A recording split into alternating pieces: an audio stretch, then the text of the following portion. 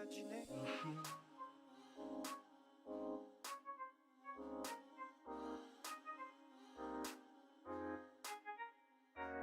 I wanna know what you dream about tonight. I wanna know what you dream about tonight. Will be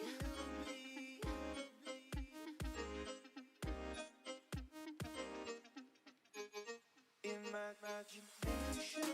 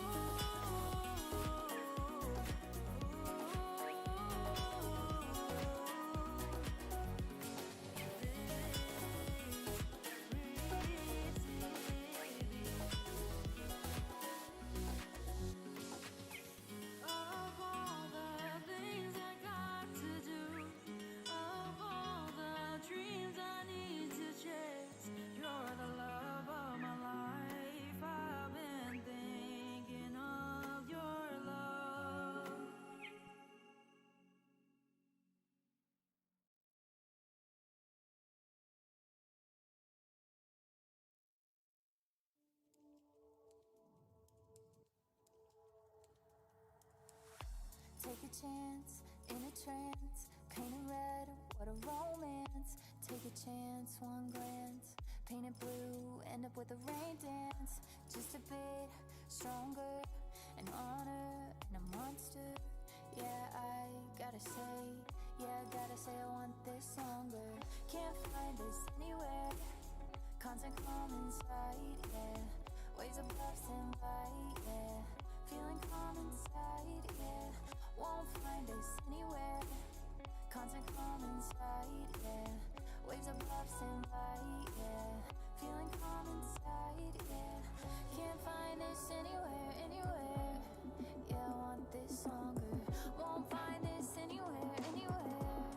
How I've always wondered. Yeah, I want this longer. Won't find this anywhere. How I've always wondered.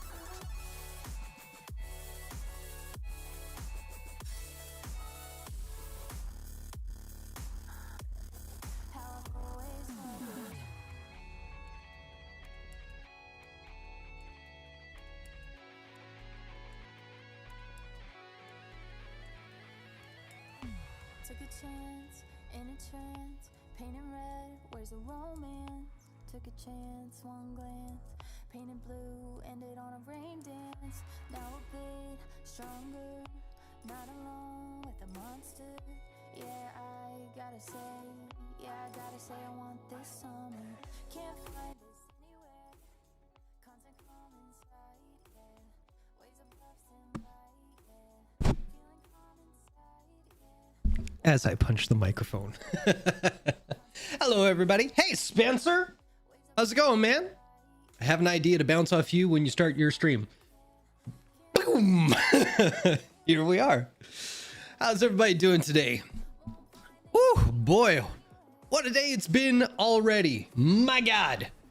Ups and downs and all arounds and all that fun kind of stuff. Woo. Before we get into any of the chit chat, for anyone who's new here, my name is Jason. I am a massage therapist in Winnipeg, Manitoba, and I've been doing that for a good long while. And I love playing me some video games in my downtime. This is one of my 2 days off, and I figured, well, if I'm gonna play, why not share it with everybody else? That way like-minded people can jump into the chat and they can chit the chat with me about all the gaming goodness. But why don't we try and do some good in the world at the same time? So what we do each and every month is we get a charity of choice chosen by you fine, beautiful people out there. And this month, our charity of choice is Planned Parenthood. Now, everybody has heard of Planned Parenthood before. But do you know all that it does? Well, here's what they do.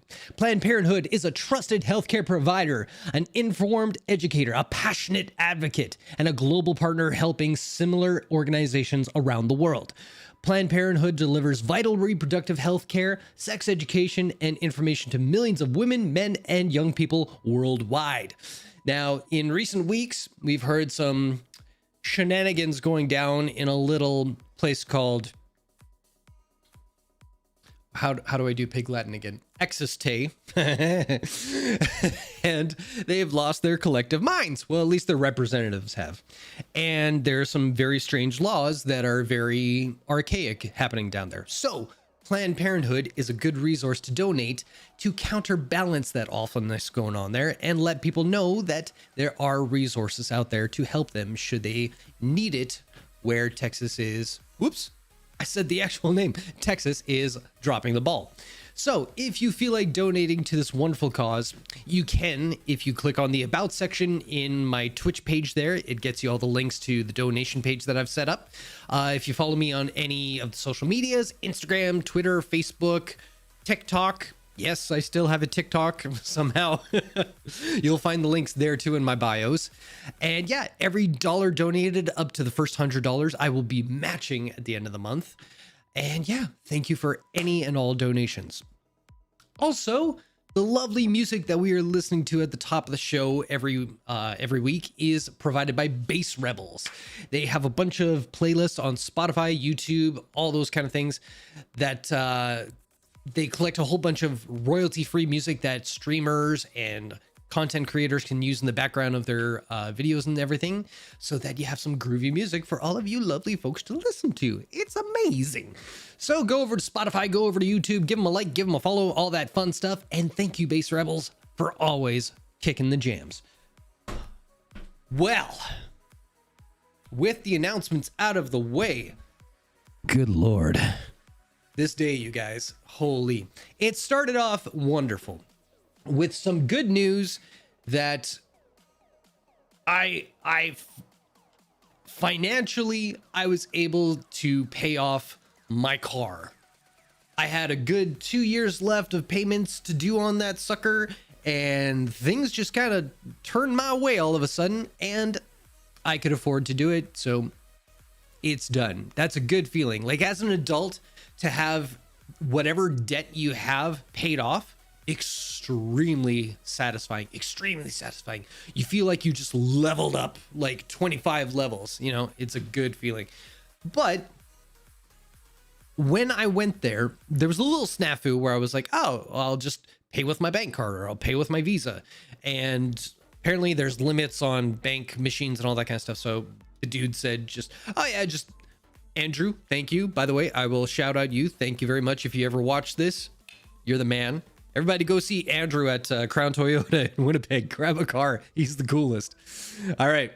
So he was like, no worries, man. Just we'll get like a check made out at the bank. Then you just come back and we'll lickety split. No problem. No problem. The problem arose when I went to the bank.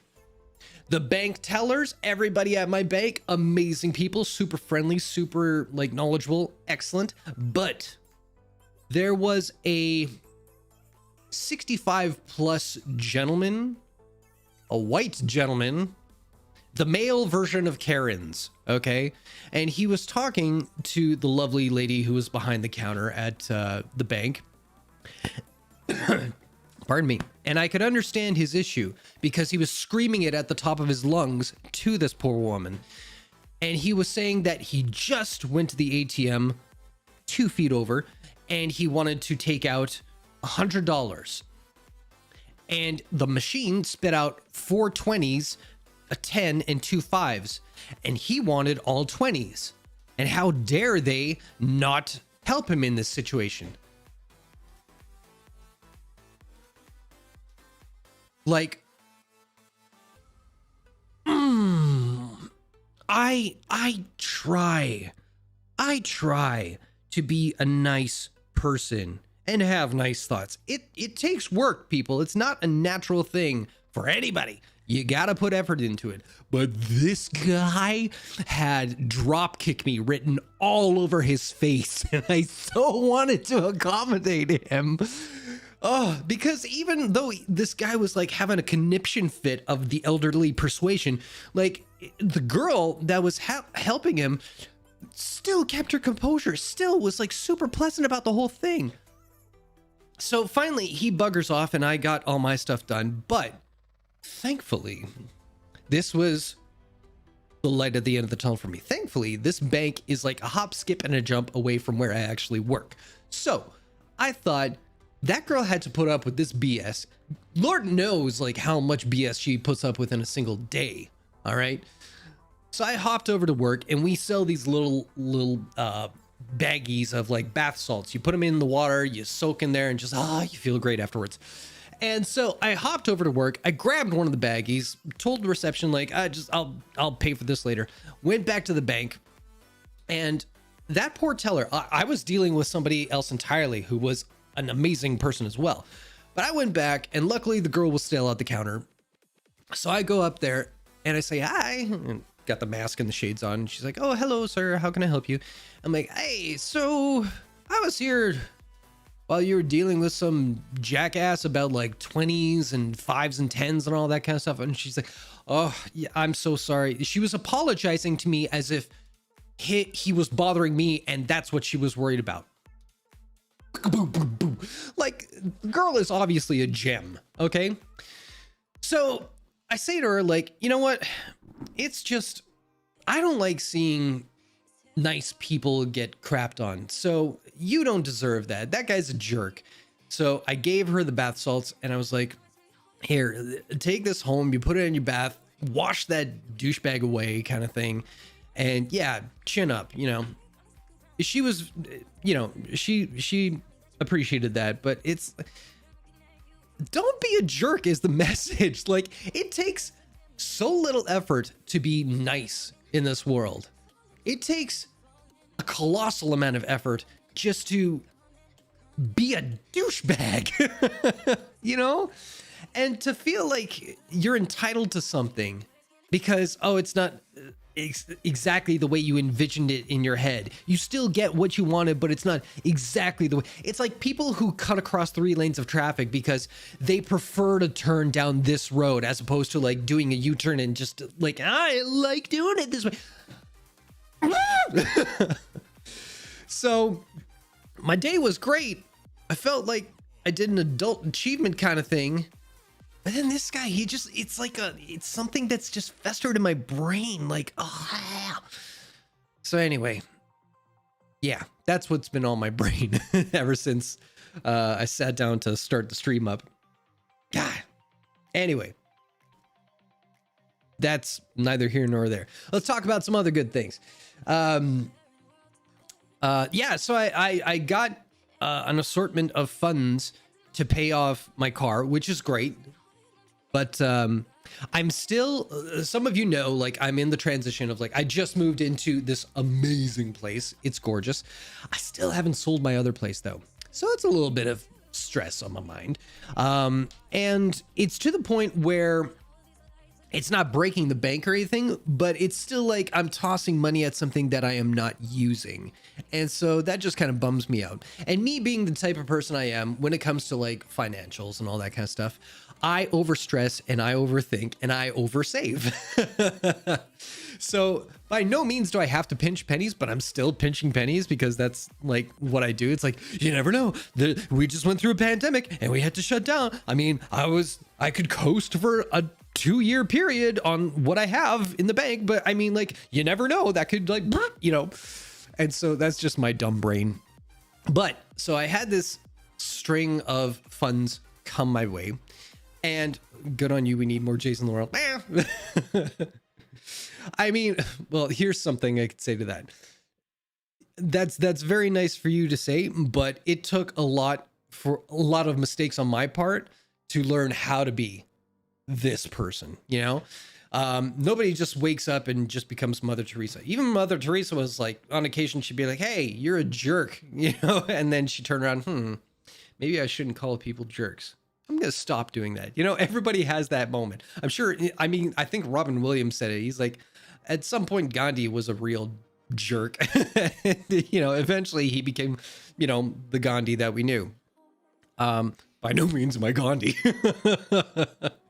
But it goes to what I was saying before. Being nice or just trying to be a good person takes effort. It takes work. And you learn from mistakes kind of thing. So anyway, take from that what you will. So yeah, I had some funds come my way, got to pay off the car. That was really nice. And in this point in time where I'm trying to like make sure I have enough money to pay all the bills, pay for the second condo there, and all that jazz until it sells, it was nice to get this money and have some breathing room and just say, you know what, just have some fun. Just do a little spending spree for yourself, right? So I was at work when I got the news about this money coming in, and I did a little bit of an Amazon shopping spree. Oh my God, you guys, like the stuff that I have coming in the mail in like the next day or 2 weeks or so, insane. Nothing pricey or anything like that, but just a lot of stuff that's just fun. And I was kind of hoping, because like Amazon lied to me. I ordered it and it said, okay, it'll be there Wednesday sometime. So I was kind of hoping that it would be kind of cool if like, oh, wait guys, I'll be right back. Pause, go get the items and go like, check it out. Unboxing video. Woo! Look at all this cool stuff. But that'll be some other time. Yeah, so that's something fun. Paying off the car, getting a little bit of a shopping spree. It's good times. It's good times. My D&D game. You guys. Holy crow.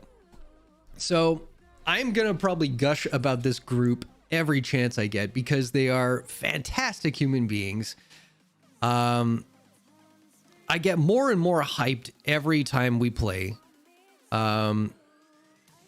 Which is funny because leading up to the time that we play, I am terrified because I am writing a story for these folks and I'm trying to do justice to all their individual characters and what would interest them as individuals and all that fun stuff.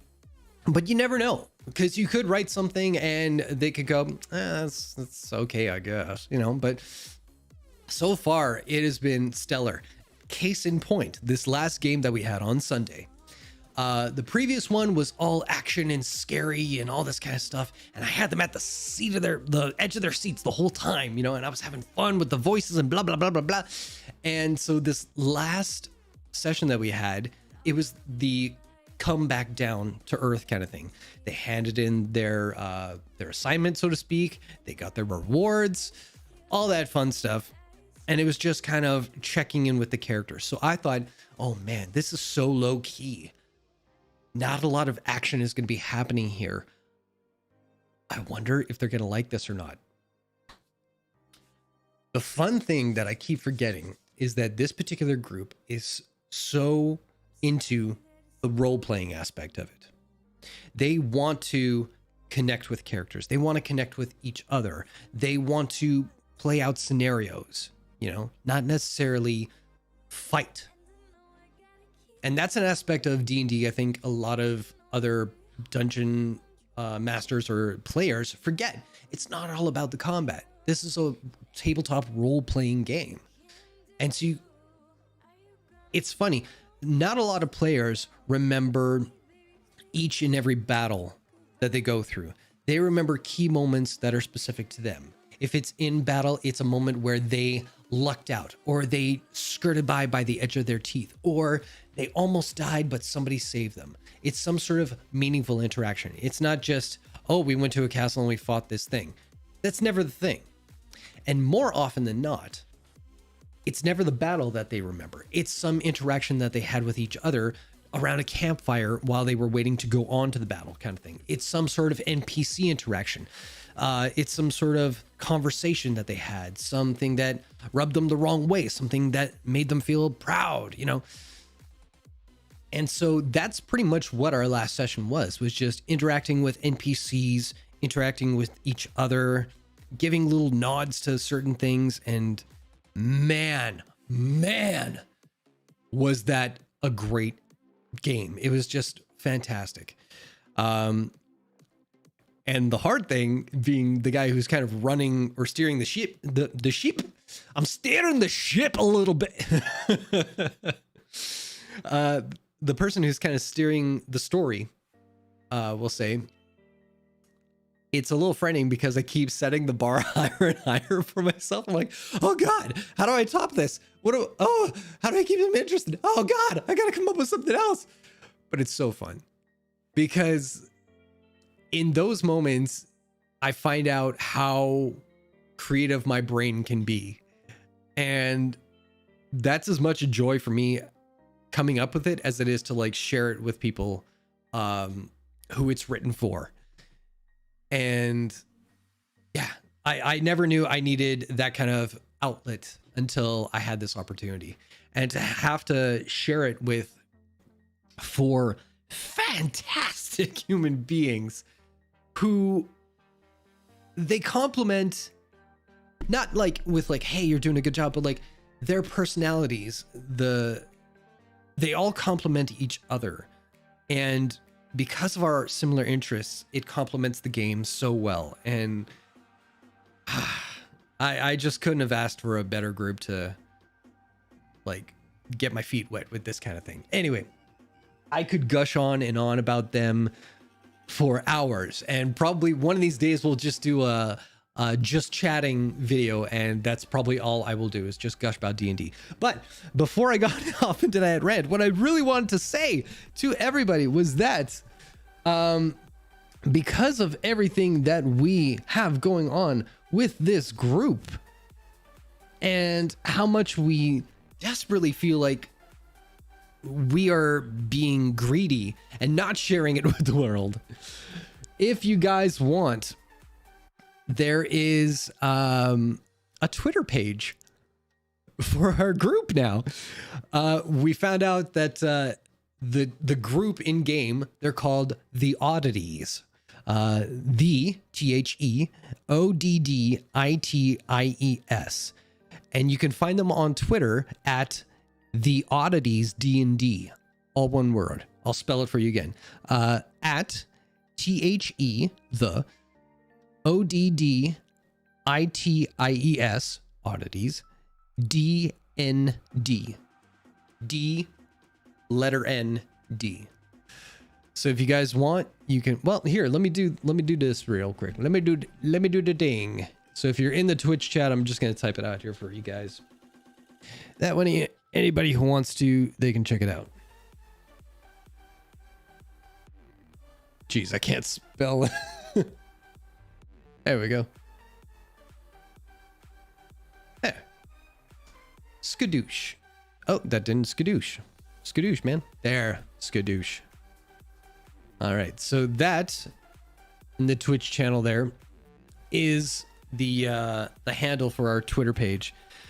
So yeah, we're probably going to be putting up all the fan art that Chuck Product Guli is creating for the stream, or not the stream, sorry, the game, and eventually you'll get story recaps that are written by our beloved Ari, who plays Virya. And you'll hear me narrating all of it in my spooky narrator voice. So yeah, and who knows what else we'll put out there. But yeah, if you want to follow along, we'll probably be posting a lot on there, and probably a lot of D&D related memes and stuff like that, because everybody in this group is such like the queen of memes. Oh my God, they are so funny. Anyway, you guys, we are here to play some video games. And the video game that we gonna be playing today is Ghost of Tsushima. Now, I have played this game to completion already. And this is one of the best games I have played in years. This game came out last year. I can't stay for long, but I just wanted to run my idea. But oh yeah, for sure, man. Wow, praise me more. Hey, there she is, Ari. Ghost Figs. Yeah, I was singing your praises as I do almost every game now. Yeah, everybody can follow the Twitter page that Ari created for us, and you will probably see D&D related memes spread throughout the page at some point, plus her amazing writing skills, and hopefully I do it justice with my creepy voice. Hi! So good to see you. I can't wait for Sunday. Oh my goodness. All right. First things first, though. Spencer, what is your idea? Oh wait, are you gonna write it in the thing, or are you gonna write it? Are you gonna text me? What's going on here? I don't know. Anyway, ladies and gentlemen, while Spencer is texting like a madman, we are playing Ghost of Tsushima, and I have played this game to completion. Point in fact, Chuck, who's part of the group in D&D, she's currently playing this game. Now, because I've completed it, got the platinum trophy and all that stuff, they came out with a director's cut, which is the PlayStation 5 enhanced version. So it's going to look beautiful. And it's got some DLC where there's a new continent and new missions and new things you can do and new foxes and animals to pet. I'm so excited about that part. So yeah, we're gonna start it up. I'm gonna start it as a new game plus instead of starting from my game completion kind of thing, because it's been so long I don't remember the controls. So we're gonna do a little bit of tutorial stuff and then we're just gonna dive right into the new stuff. I cannot wait. So without further ado, but oh, here we go. For October, you should pray. Whoop, the cursor isn't the word. That's not an R, that's an L. You should play horror games each week, and then if haunted houses are a thing, you should go with mom and make a video of you guys going through it. Not a bad idea. Now, I'm putting this out to chat. What are some scary games that you would like to see me play? We've done Resident Evil 8. Did we do any other ones? I mean, we did Sekiro. That's not really scary. We could do Bloodborne. I mean, I'll play that for the 4th time. I don't mind. Yeah, think of some scary games and let me know, and I'll see if I can whip it up. But yeah, that sounds like fun. I dig it. Oh my god. Tradition, folks. We cannot skip tradition. The cracking of the sacred Pepsi. I can say it like that because I've known Pepsi for a good long time and I can call them whatever I want. Ow! There we go. And today, it is a Freddy Krueger glass. Speaking of horror. Yeah, baby. Get in my guts. Oh, Lord. I'm not gonna lie, this sounds juvenile, but I do feel fancy drinking from a glass instead of like a bottle or a can nowadays. I'm growing up, guys. Peter Pan couldn't last forever. Sweet. Always get the little bits on the can. Oh my god. How? How did I miss the recycling bin?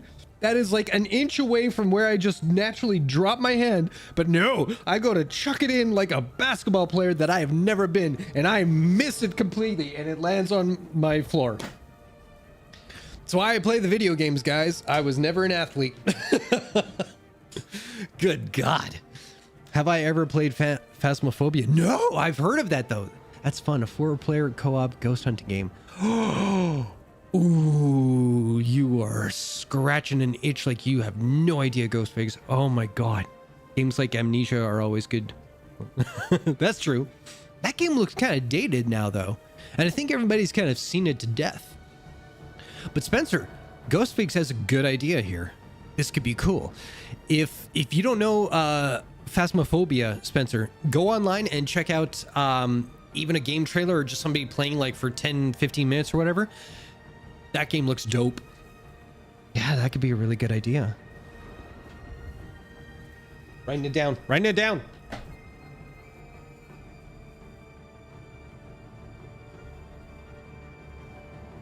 Ghost Figs, do you play that game? Is this a hint that you want to come and play games with me on the Twitch? Any more time I get to spend with you guys is a good time. So, hey, I'll take whatever I get. Man, that would be cool too. If we had the whole gang playing 4-player co-op ghost hunting. That'd be sick. Oh my god. All right. 3, 2, 1. Let's see pretty. Wow. That's not pretty. Am I sure I want to start a new game? Yes. What did I play last time? I think I was on medium. I mean, I've beaten the game. Is it really? Ugh. No.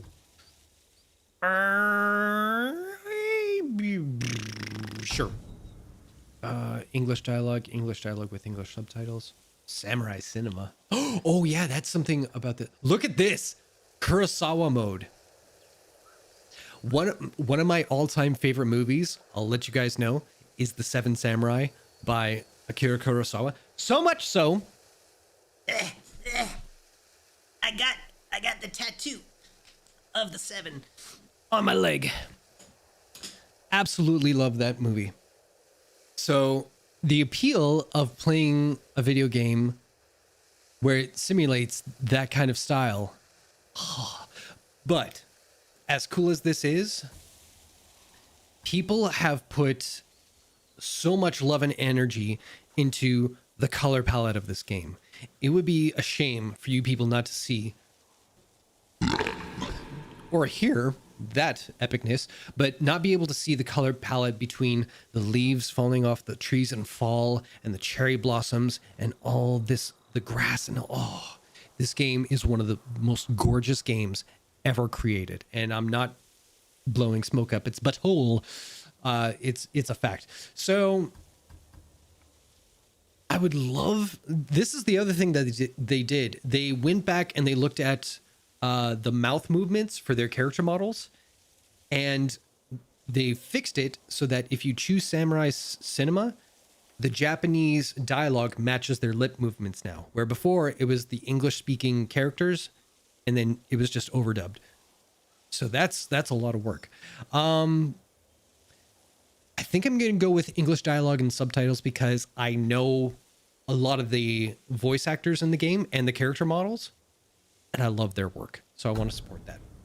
Name my horse Shadow Nobu Trust Kaze. Oh, Nobu. I'm going to choose this because it's also the name of the composer for a lot of Final Fantasy games. I love it. You do, Xander does as well. Oh, look at this.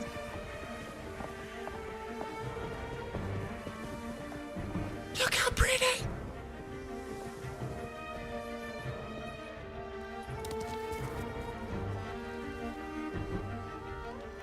That's me.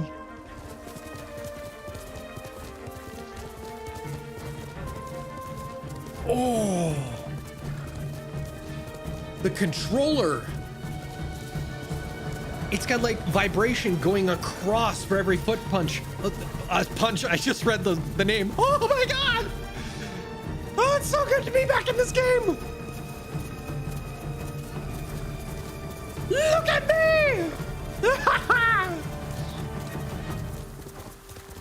Oh my god. This game.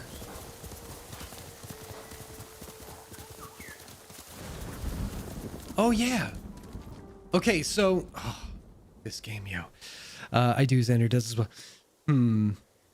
Yeah. We got to talk to Xander about that because that would be so cool if we all played that game together. It's been a long time since I've played a co-op game or any kind of multiplayer game, so that would be awesome. And for Halloween, I would die. All right, so there's little things in this game, like see that bird? If I follow that bird, he's going to lead me to some sort of treasure thing. Okay. So we're learning. I can swim, right? Yeah, I can. Show me your wares, bird.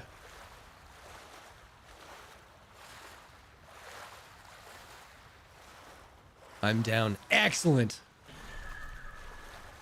Okay. Baku the Voiceless? What? Who's Baku the Voiceless? Oh, hello. Yes. This is one of my favorite parts of the game, you guys. You can sit here and compose a haiku on what you see. Check this.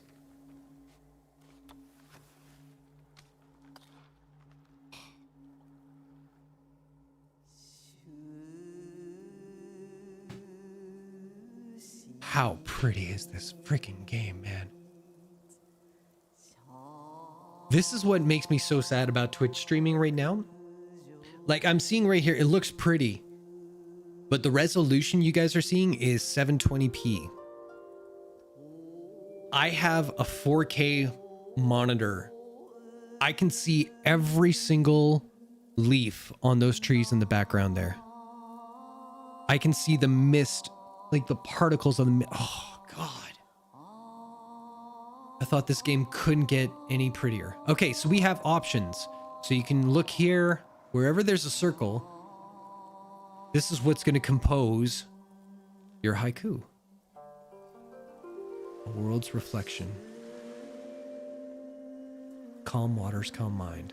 Ooh, man, do I need that right now. A golden temple. You know, I like the first one.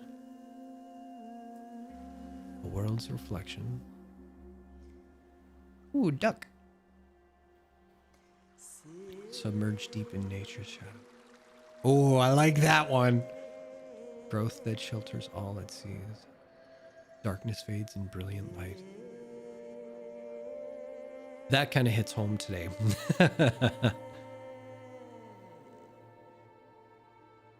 Oh, where are the options?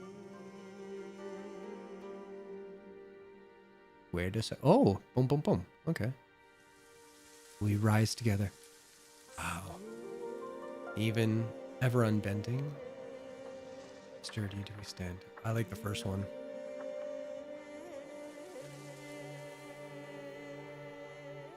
A world's reflection.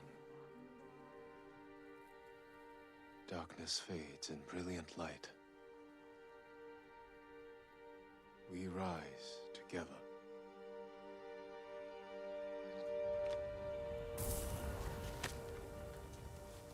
My God. This game, you guys. Oh my God. Oh, hello. Who are you? Oh, yeah. Which one is it? Here's something really cool that I love about the game. If I can remember. Yes. All right. So if ever, like, you can see, like, there's no, like, UI, right? There's nothing that says you have this many arrows. Here's a compass, go this way. So you could look at this and go, well, how do I know where to go if there's no map kind of thing to tell me? You click a button and see how all the leaves are blowing a certain way. That's your compass.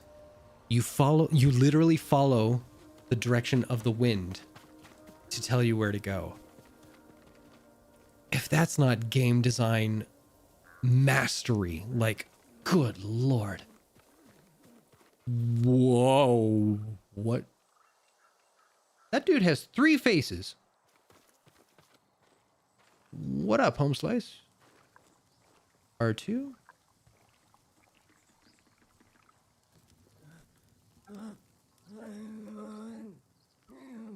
Okay, I don't want to judge. Who are you? Well, he's got 4 faces. Oh, that's... Baku the Voiceless. Okay, so he's a merchant? It's terrifying.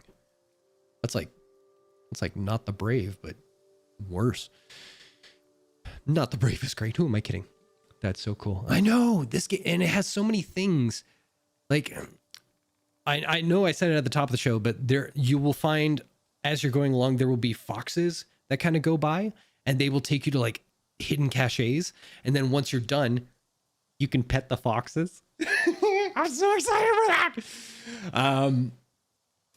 Armor dies. What do I want? What do I want? What do I want? Well, let's look. Deadly Rivals attire? I mean... Worn by Ryuzo. Oh, crap. I forget who Ryuzo was. Ooh. That looks dope. I like the armor that I've got going right now, but we'll see. Armor dies. What now? Oh. That's fancy. Yo. Okay. Ooh, that's like Game of Thrones meets Japan. That's badass. Nice. I am a fan of colors. Winged Wayfarer. The Wharf Farer. Ghostfakes knows me. That's a little much. But it does look cool. Ooh. Oh, wait. Gosaku's armor. This is like the big badass armor that you get for completing all the things. I think. I could be mistaken. That's cool. That's cool. That's right on. Ghost armor. I think this is what I stick with. And that's... He looks more like a matador than anything else. But look at the... Just look at the detail on the costume here. God. Broken armor. This is what you start off with. And arrows in the chest and all. All right. Well, now we're gonna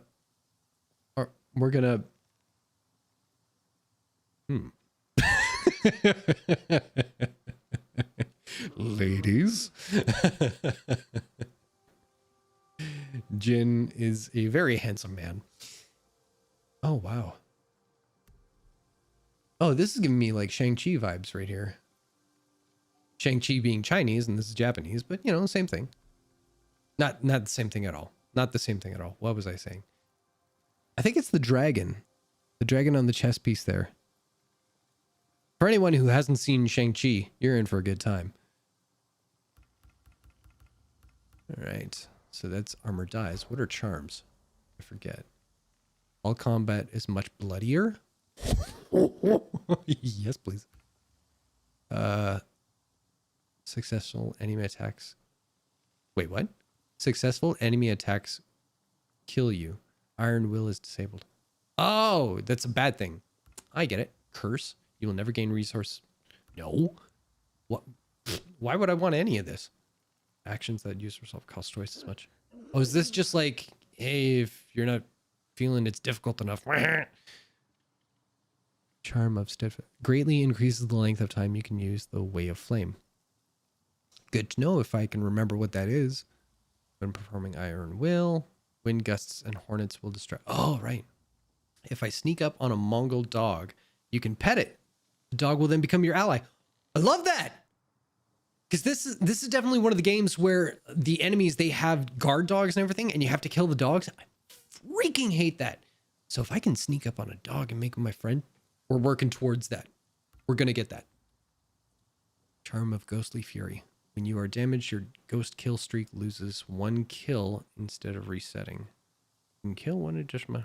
I don't remember what that means. On performing Heavenly Strike, there's a chance for lightning to strike him. Dude, I'm Thor. The Way of Flame inflicts additional damage. Oh, Jin, you okay there? Okay. I know that feeling. I'm a massage therapist. Trust me, I know that feeling well. All right, what was the... All combat is bloodier. You know, we may get that eventually. But I kind of have a feeling that there are kiddos watching this. And I don't want to make this too gory or anything like that. Unless the kiddos are into that. In that case, we'll get it. Petting foxes, you just sold me on this game. Yes! I know it's PlayStation right now, but there's a lot of PlayStation games that are making the jump over to PC as well. So I don't know if you have a PlayStation 4 or 5, but I know you have a PC. So you may get the chance to play this eventually. Yeah. If not, just, you know, jump on a plane, come over here. I'll let you crash on my couch and you can play the game. Ha! I could wear a basket. Huh. Okay. Nothing is selling me so far. No. No. Okay, we don't wear hats. Masks! Here we go. Oh, it's a fox mask! Oh, that's cute! Oh. Yeah. Oof. That's a good one. Ooh, I don't mind that. It's a little Green Goblin-esque, but... Hey, there's not the brave. I dig that. Dig that. I think that's almost identical to the one we wear right now. I don't mind that either. That's pretty cool. That's a little too pandemic-y, but you know, a chin strap. Okay. Oh, monkey mask. Hello. Oh, that's gorgeous. Guys, I think we want to save up for the monkey mask. That's awesome. Thank you. No, you're welcome. No? Okay, that's fine. Where do I want to go now? How do I... Okay, I got to figure this out again. Wait, no. Get to... There we go. Controls. What do I do? Aim, fire, quick... Okay, so heavy attack, dash, jump, quick attack, or assassinate. Oh, yeah, this is a stealth game. We can desecrate enemy bases, and they wouldn't even know we were there. That's what I love about this. And... I don't know if I should tell you or I should just show you. I'll show you. I'll show you. Well, but I got to figure it out. Heavenly Strike. Oh, it's a combo thing. Dance of Wrath. Is that like my rage meter? Player movement, run, gallop, horse, press, crouch, right? Photo mode. Oh, yeah, right. You can take pictures in this. I have taken more pictures of this game than any other game I've ever played. I've got a PlayStation, so perfect. Hey! Perfect! I wonder if there's a way.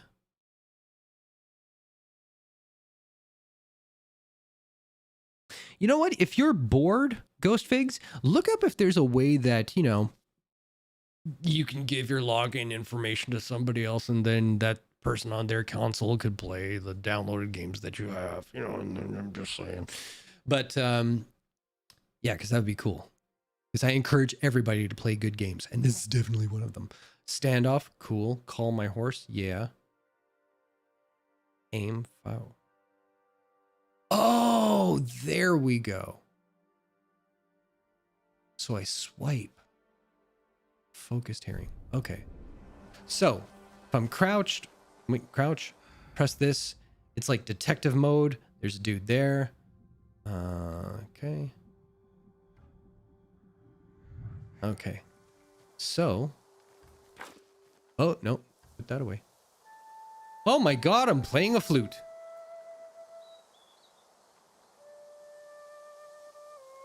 This game, man.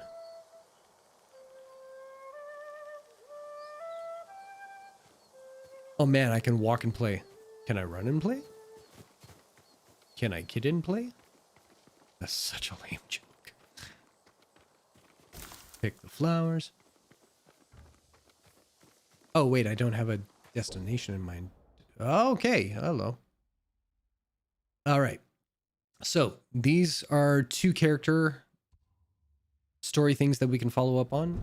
Oh, God. What is this? New explorable region plus 5 ghost flowers. We're going to do that. We are going to do that. Because, what is it called? Iki Island or Ikishi Island? I can't remember. But that's where we're going to go. So we've set the guiding wind target. So now, yeah, the wind is telling us it's that way. Ah, I love it. Okay. Horse. There we go. Yeah, buddy. Come on, Nobu. Can you swim? Oh, geez, I can jump. Mount. There we go. That away. 3.7 kilometers. Uh-oh. Is that trouble? Let's go get into some trouble. Yeah. Standoff. Check this out. This is cool. Hold. Gotta time it right. Yeah! Oh.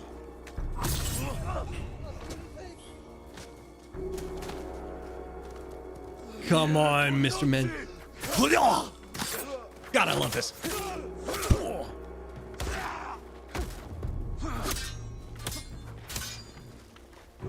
Whoa.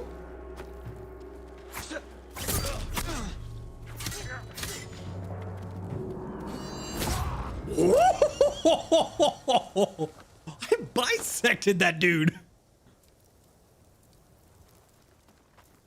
Everybody good? Everybody cool? Please save me. Okay. You're going to be all right. So many brave samurai died at Komoda. How are you alive, my lord? There's no escaping them, my lord. They control every road in and out of here. Is that how they captured you? Yes. I was following the path. And they were camped nearby, waiting for travelers. Find a safe spot in the wilds until I've cleared the roads. Man, this game. So dang pretty. My goodness. Ha ha ha. I'm still playing Mass Effect Legendary Edition. Best game ever. But I could totally lend you some games at some point. Oh, don't lend me anything. I gotta lend you the stuff. I got an entire closet full of games, let me tell you. Hi, I'm glad I could catch the stream. Lavender Lime! Oh. I was told that this individual might pop into the stream at some point. Hello, Lavender Lime. How you doing? I work with Lavender Lime's mom. And if Lavender Lime is anything like her mom, anytime she comes into the clinic to work with us, everybody lights up. You know, everybody is just like, oh, we get to work with her today. This day is going to be great. So any kid of hers is A-okay in my books. How you doing? My goodness. Your mom told me that you were a gamer and to look out for you. I am interested. Lavender Lime, what are you playing? What are you into? What are you down for? Have you ever played this game? This game is amazing. If you got a PlayStation 4 or 5, highly recommend it. Oh my god, it's so good. My mama is the best. She sure is. She sure is. I am so glad she joined the team with us. I worked with her briefly at my old clinic, and then she had to take some downtime. And I got to see her occasionally when she was a client of Renee's, who's one of my best friends. And so when I heard that your mom was going to be joining the team, it was just like, yes, all the yes. Amazing. God, I'm good. How are you? Having a good time now. I started off the day a little bummed out because I ran into a jerk at the bank who was treating one of the tellers not very nicely. And so, but I tried to turn it around. I tried to give the gift of bath salts, not the drugs, kids, don't do drugs, but the bath salts you put in your actual bath to kind of calm yourself after like a hard day. Went to work, grabbed a bag of those, went back to the bank teller who was getting yelled at and just gave it to her. So that made my day a little bit better, but I don't like mean people and I just can't shake it. But this game, I forgot how pretty it was and how fun it is. And now I got all of you guys here. My day is doing great. You're back. Are you back in school? I don't know what the deal is with schools much anymore, but let me know when you can. Ooh, I got me a knife. Good deal, good deal. Ooh, let's I thought get. they killed me. Nah, I wouldn't let them do that. I saw you. I got your back. Hello, horse. Oh, I can mount you, but I would never betray my good boy over here. No boo. Oh, hello. Hey, how's it going? I think there was a hunting element to this, but I don't really feel like hunting a deer, especially when it's that cute. Yeah, I'm in school. Things are way more normal now, which is so great. Oh, good to hear. Good to hear. Yeah, that's the one thing I'm always looking out for. Like us, I'm not too concerned about like massage therapists and like what we have to do or anything like that, because everything we touch is always sanitized and we're wearing masks no matter what the government says. So I feel very safe. And our clients are dynamite. They let us know if they're sick or they're feeling, you know, under the weather, and they don't come in for their appointments if that's the case.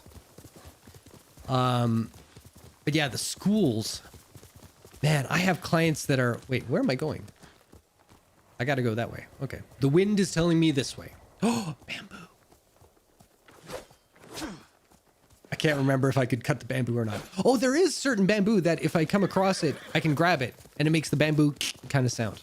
Anyway, what was I talking about? Oh yeah. So I have a lot of teachers who are clients of mine, and just hearing how rough it is on them, I can't imagine how rough it's been on the students. Oh God. No, I don't want to kill animals.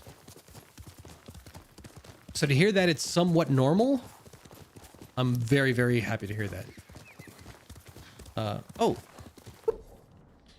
You asked what I played too. I play Stardew Valley. Ah, Minecraft. Yeah, Skyrim. Ah! Other things every now and then. Oh my God, yes.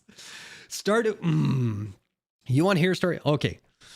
This is my channel. I know we're going to play a game, guys, but hey, I need to chit the chat with people who are like-minded gamers because that just makes my day.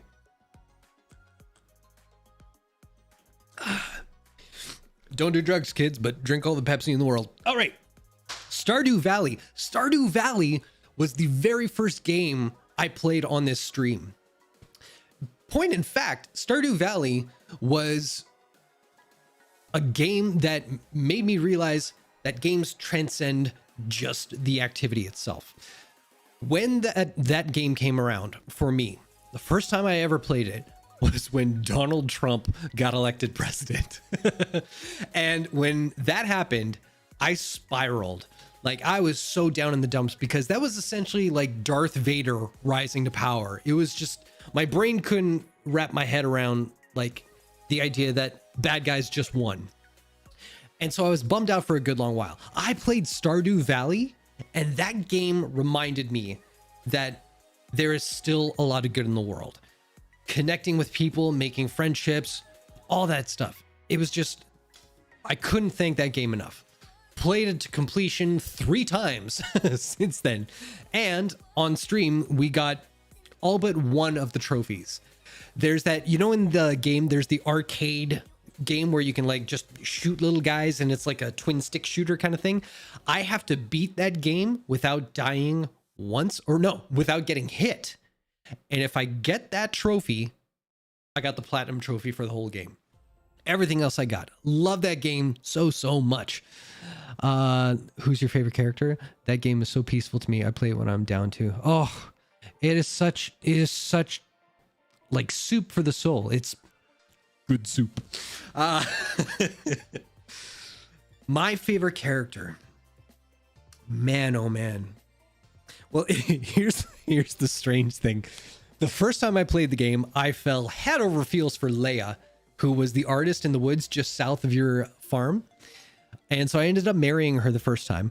Second time around, I have a soft spot for Penny because she is so down on her luck all the time, and I just wanted to be that person who uplifted her.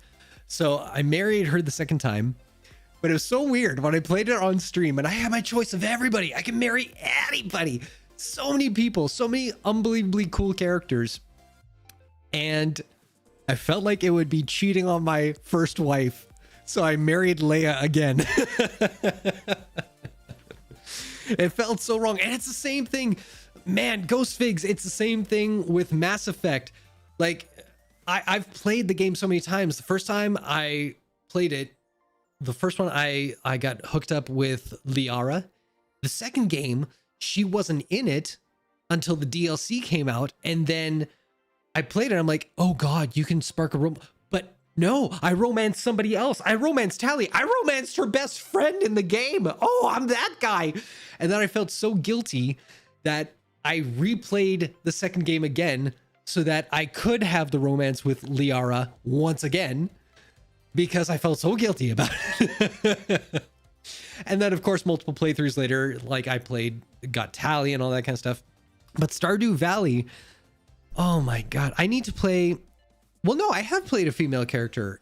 I was going to say I need to play a female character and then marry one of the guys. But no, I played a female character and I married Penny. That's what happened. But yeah, I don't know. It's just something in my brain where it's like I have this guilty conscience about like, oh, I cheated on my video game wife. It's just stupid. I'm that kind of brain. Garrus, when I played Femme Shepherd for the first time, I was like, I have been missing out this entire time. Femme Shepherd is the ultimate shepherd. She's the best. And yes, Garrus was my boy. I have a t-shirt, a custom t-shirt that has my Femme Shepherd and Garrus. And there's a little heart bubble over top of them. I love them so much. Ah! I'm actually going for Leia right now. Ah, see, you know, it's true. She's the best. Oh my God. But yeah, Minecraft, that was the only game I can remember that I actually played multiplayer, where I had like a bunch of friends playing along with me and we had a ball. But for whatever reason, just kind of fell out of touch with the game, or like it was just done for me and I needed to move on. Skyrim, I was actually shopping around yesterday on the PlayStation Store. You're an artist too, so I thought, dude, Lavender Lime, I will say right now, if you are an artist, if you have any of your art out there in the world for people to see, please drop a link in the chat so people can check it out, because I want to promote that. I have, Ghost Figs can back me up on this. We have an artist, if you've ever heard of the show Critical Role, it's a live D&D stream that happens on Twitch. Fantastic. Can't recommend it enough. Absolutely love it. And one of the players we have in our D&D group, she is a fan artist for that show, and she's had her art like all over the place in the show, where like on the breaks they show all the fan art that they make, that they receive, and she's been featured on there a number of times. Every time she pops up, I recognize her art style, so it's like, oh, there she is, that's a girl. Ah! So yeah, put up your art. I would love to share it with as many people as I can, me being the little guy that I am. There's no shepherd without a Vicarian. Too true. And now there's no shepherd. Hey, do you wonder if, like, I know they showed like the little teaser of the next Mass Effect, and it showed Liara just ever so quickly. I know she lives for like a good long while. Like, she's like the elven race of the sci-fi world there. Is there a chance that Garrus would be making a comeback too? Would they all make a comeback? How long into since like Mass Effect 3 is Mass Effect 4? I have so many questions. My Insta is lavender.lime, and I need to watch Critical Role. Yes, you do. Oh, in case, just so you know, Lavender Lime, I burp like that because I love you guys, and that's how I show my appreciation. So there you go. Yeah, Critical Role. My God. The same way like Stardew Valley kind of lifted me up when I was down, Critical Role has been like my go-to happiness each and every week for years now. Like, if the whole world is falling apart around me, I know that I have an episode of Critical Role to look forward to. That gets me through. And now, as Ghost Figs can attest, the D&D group that we've kind of come together with is based on Critical Role stuff. So we are building our own Critical Role at the same time that we get to watch Critical Role. Everything is coming up like amazing. I did spot a figure in the background of that teaser that could have been Garrus or one of the Krogans. So yeah. I gotta look up like what each of their race's lifespan is, because if that's possible, good Lord. I can't wait. All right. Let's do some video games. I'm going to keep an eye on the chat. So, all right. Why is the music still playing? Hang on a tick. That's why I was on the wrong screen. Hey, we're back. Another game I really want to play is The Last Guardian. Oh, yeah. If you're looking for games to play on your channel, I would recommend that one, especially if you like big friendly creatures. I was actually thinking of doing a twofer. Playing The Last Guardian, but also because I got through PlayStation Plus, they gave me Shadow of the Colossus, the remake. Oh, baby. That game is insane. That game, whoa. That's one of those games where it is such a huge leap forward for video games when you play that one. It is amazing. But The Last Guardian is killer. I love The Last Guardian, Shadow of the Colossus too. Yep. I remember, man, God, it was PlayStation 2 era. I played Shadow of the Colossus, and then someone told me there was a game that came before it called Ico. And I was like, oh, what? There's another one? So I jumped in. Same kind of vibe. A little less grand than their following games, but still, if you dig their whole vibe, that's a game, man. That's a good one. That would be an amazing twofer. Do it, Jason. Do it.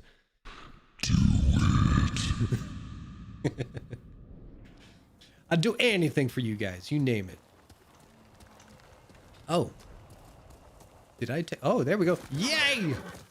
I did not take a wrong turn. I know which way I'm going.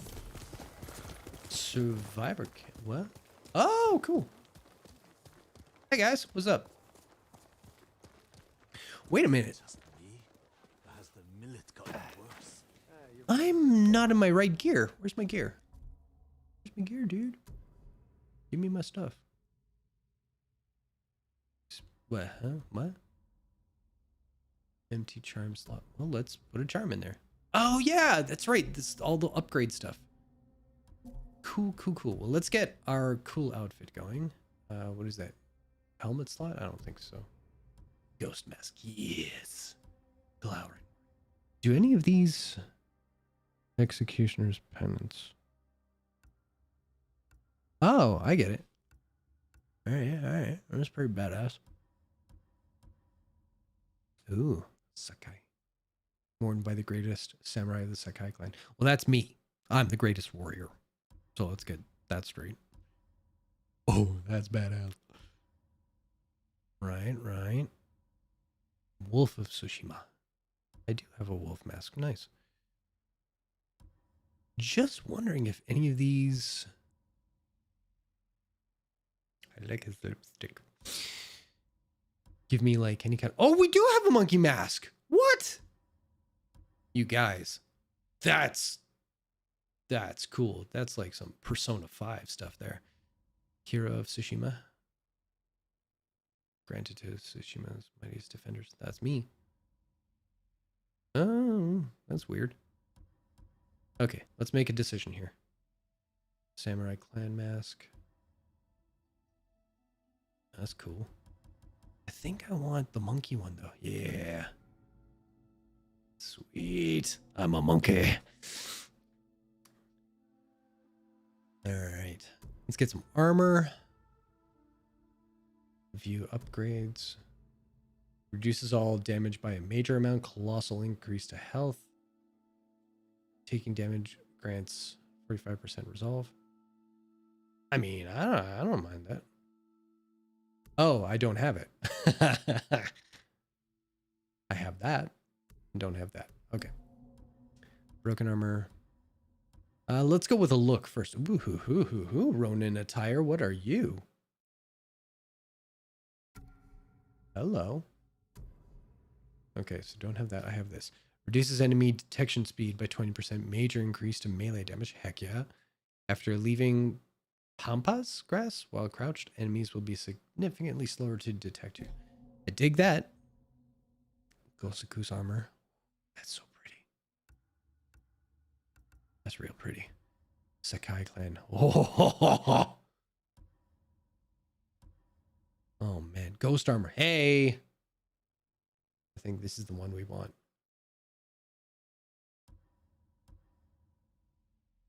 Traveler's attire, tracking stuff, right? Or I could just be naked. A naked monkey. Yeah, maybe this. Reduces enemy detection speed, reduces the number of kills needed to enter the ghost stance. Nice. Kills have a 30%. Heck yeah. That's what I want. Do we want a hat? I mean, that's a banger. That's pretty dope too. I don't mind that. Goes with them. For a second, I saw that and I was like, oh, we're Daft Punk Monkey. That's awesome. That's pretty dope. That looks like I'm a busker. Okay. I do like just the simplicity of that.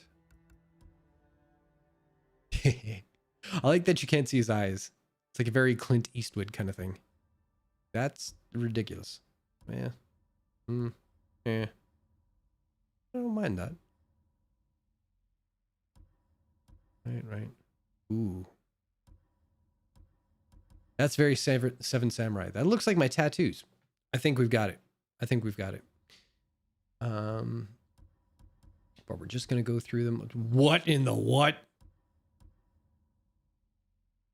That's kind of cool. Headband of Rebirth. Nice. Ooh. Oh, blind monkey.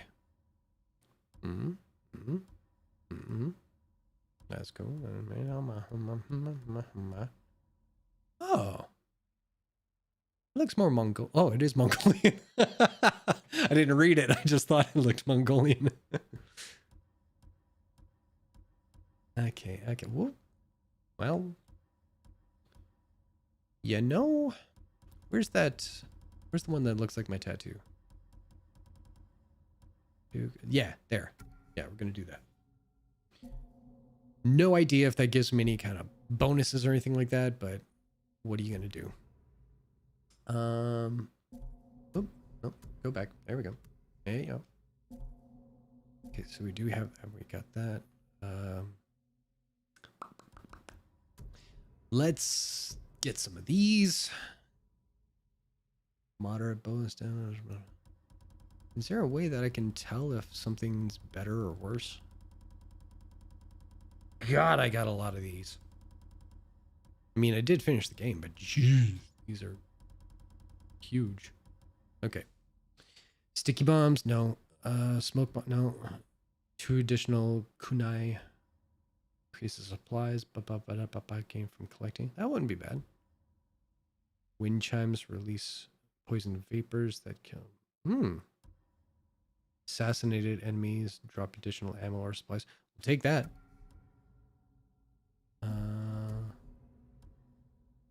Deal moderate bonus damage while at full health. I mean, sure. Deal bonus damage while at 50. Why don't we take both? Oh, where'd it go? Oh, can I only have a set number? Ah, right. Okay, hang on. Recover can for a few seconds. Staggering enemy prevents interrupting me.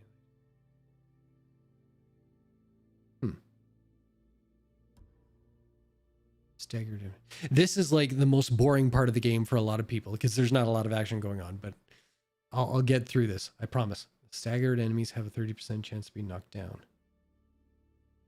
I mean, landing a headshot has 40% chance to return an arrow. Oh, arrows are silent on impact. That could be cool. Killing enemies restores. Nope, that's the one. Anything that heals me, heck yeah. While out of combat. No, that's the one. Parries, perfect parries, and perfect dodges. Okay. Well, I like that. I don't know that I need.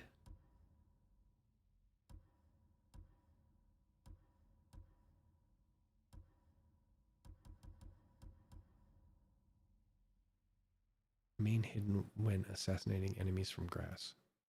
Okay.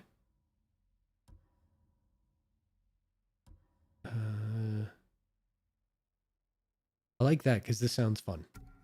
Okay. Next up.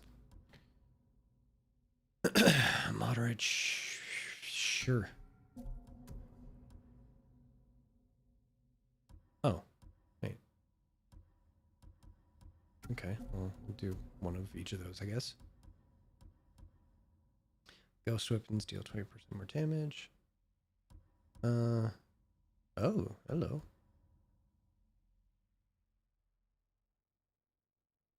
Sure. I like that. Knocking and reload speeds. Moderate increase to arrow damage. Okay. Huh.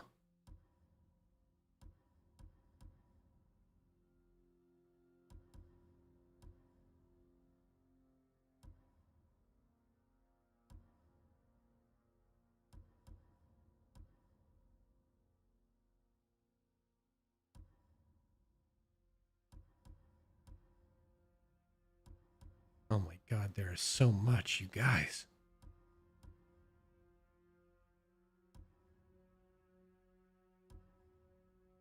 Good grief.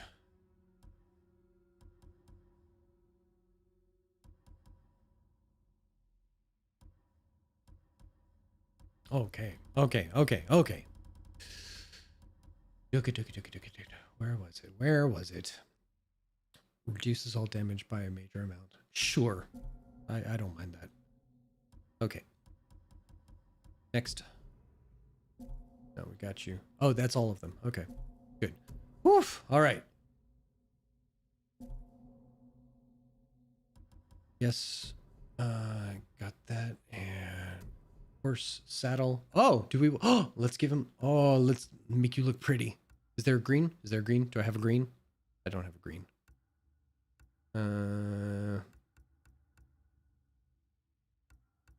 That one's not bad. We'll stick with the red. I like the red. Okay. Alrighty, I popped in to say hi, but I gotta get going. Have a fun rest of the stream. Thank you, Ghost Pigs. I will see you Sunday. And I can't promise I won't try to kill you guys.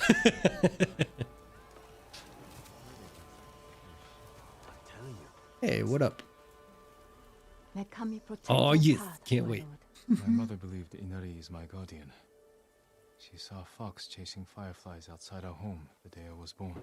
She knew that foxes are Inari's messengers in our world. When you see one, always follow where it leads. I will. Thank you. Cool. All right. We were going what way? That way. Okay. I don't need supplies. I don't need anything from here, so we're just gonna keep on keeping on. There is one.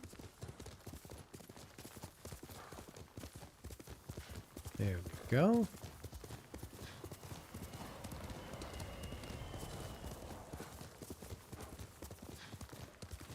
Do you have a stream schedule or do you just stream whenever? I typically stream on Wednesdays around 4 p.m. because I know there's a couple of people who follow me where they've got kids, and since they're watching the stream... Oh, good grief. We're going to go up here for a second. So yeah, I want to make sure that all the kids who are in school, they have a chance to catch my stream. So I start around 4 p.m. just so they can get home from school and then tune in when they get a chance. What is this? Oh, right. Oh, yeah. I still don't know what the buttons do. Okay. Options, controls. Select range weapon. Okay. Hold. You know what? I feel like challenging these dudes. Oh, well, that was just dumb of me. Okay. Standoff? Heck yeah. Throw your blades. Come on. Oh, there's a big boy. Ujuk, Salvaku, Alaruki. Ho ho! I gotcha, sucker.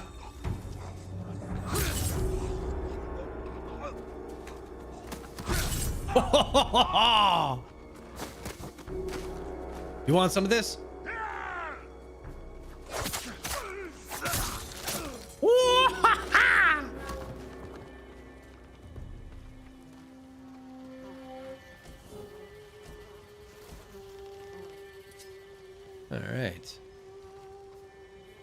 movie.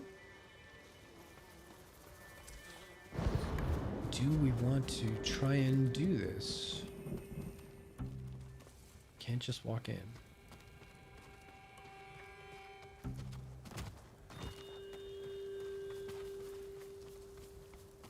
Oh. Yeah.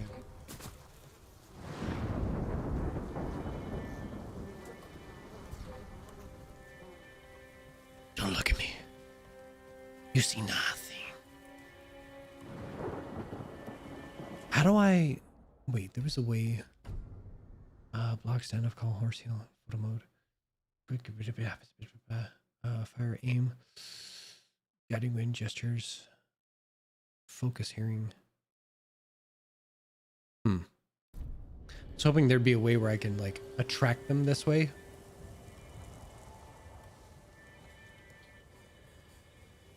Draw, stow, respect. Oh, cool. Okay. I'm just gonna go get him. Whoa! Right to the back of the head.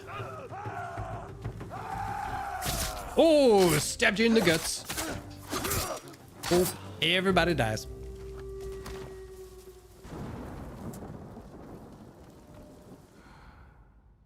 Okay.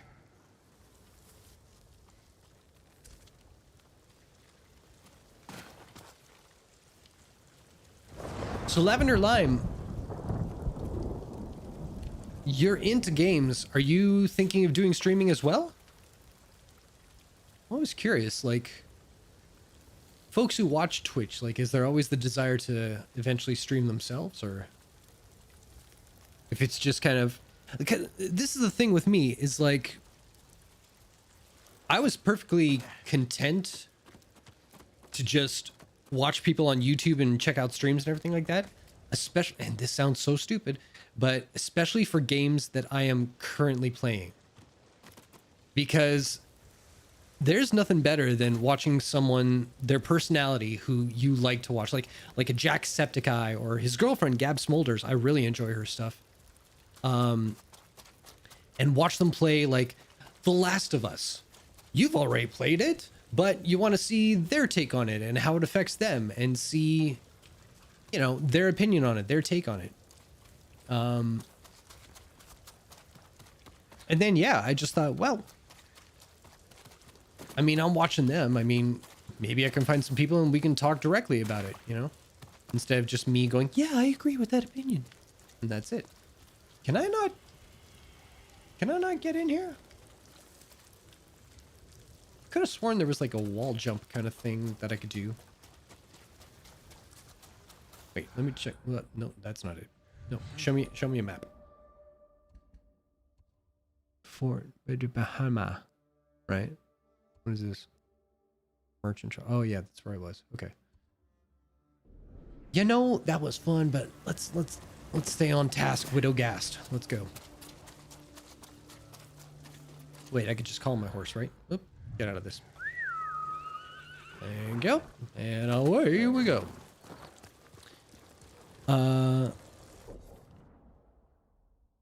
I've streamed a couple times, but it was a ward and I get a headache.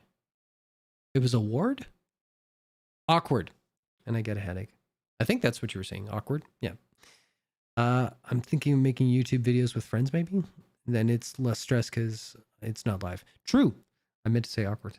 There we go. I thought that's, yeah, I got you. I got your back. Don't worry. Yeah.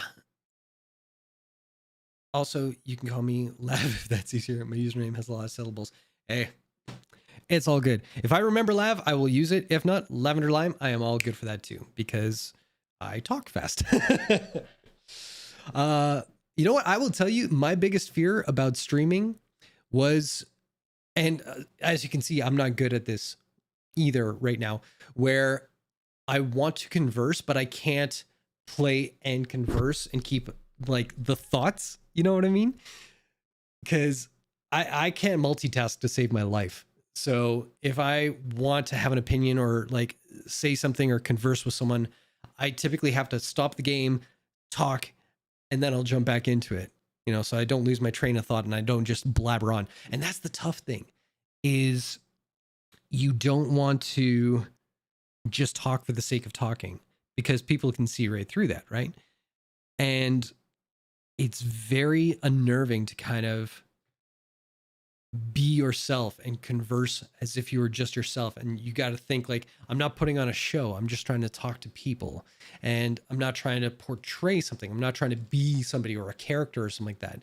You just be yourself, because everybody can act like a PewDiePie, where all you do is just scream and, oh my God, you know, like all that stuff. And that'll only get you so far.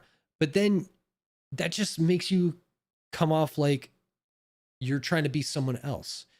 The biggest selling thing is to be you, because nobody else is like you, right? And people aren't necessarily coming in to watch the games that I play. People come in because they saw me, they dug the personality, and that's kind of what brings them back. They could watch any channel that plays Ghost of Tsushima or Stardew Valley or anything like that. They're a dime a dozen. We're all out there. We're all trying to do the same thing. But the few people that do come back and check out my channel are because of me, which is kind of, it's weird to say that, but it's kind of true. It's true for everybody. And it is a hard thing to do, especially live, where you're trying to remember that and somehow be entertaining at the same time and also play a game. So yeah, I started off with a bunch of YouTube stuff and just trying to make videos that centered on the things that I wanted to convey without the stress of having it be like live and thinking of it on the spot. It is tough, but the YouTube thing, a good starting point to get into like maybe future streaming. The only bonus I'll say with doing YouTube videos as opposed to Twitch, a lot less work to do Twitch. Because if you want to do videos right, there's a lot of editing, there's a lot of things piecing together, there's a lot of trial and error depending on what kind of media you want to put out there. And there's a lot of like, okay, I got to upload this video and figure out this code and blah, blah, blah, blah, blah. And with Twitch, it's just, I push a start button and I just play. That's it.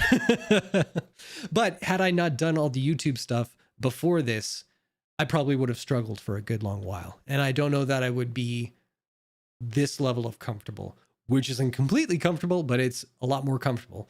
Had I just started from the get-go, I would be able to stream with friends because it would give me a reason to talk. Yeah. And yeah, I want to be that good vibe kind of person if/when people watch my stuff. I think you're on the right track there. There are channels, you know what? Hold on. Let's do this. Because it's you and me right now, Lav. So you got a good thing there where there are so many players out there that I've watched, and they were always angry. The Dark Souls games, I think you've heard of those. Bloodborne, Dark Souls 1, 2, 3, Sekiro, Demon Souls, which, good Lord, that game is amazing. And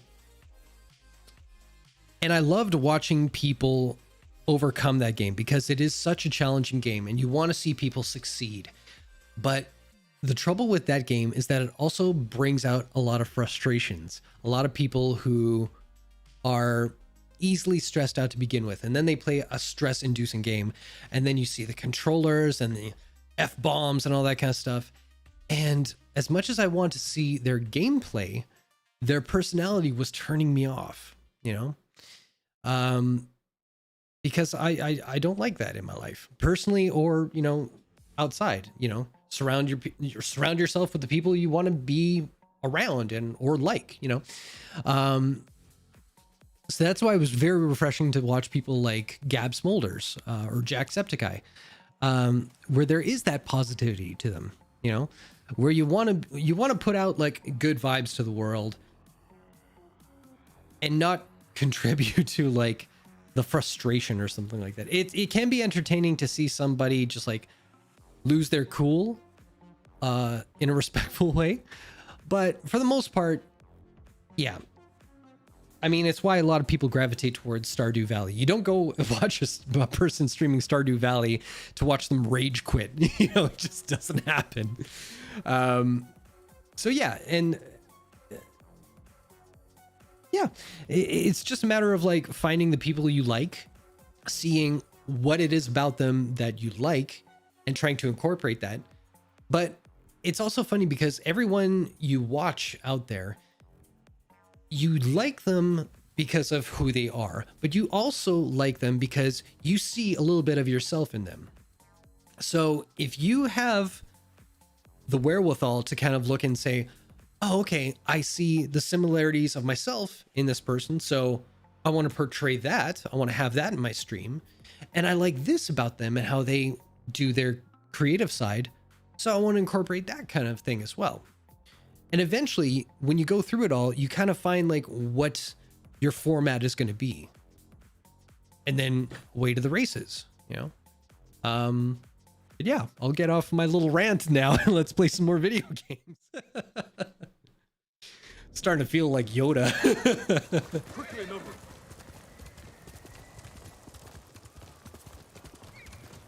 Hello, dears. Ooh. Birdie? Where you going, Birdie? Where'd you go? Where'd you go? Tell me something good, Birdie. What you got? What you got? What you got? Are you leading me up the mountainside? Oh God, you are. Okay, let's do this. Oh, I see. Up we go, up we go. What was he? Oh, where are you? I don't see you, bird. Where are you? I hear you.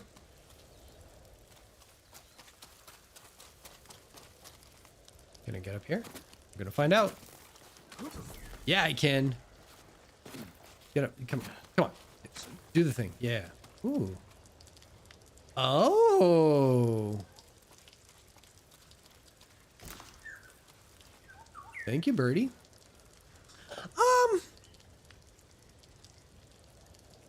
You know, this is where we take a bath. I don't think I need to show that on stream. We're gonna skip that part. Okay, don't die. Don't die. All right, I made it. Where's my horse? Where you at, buddy?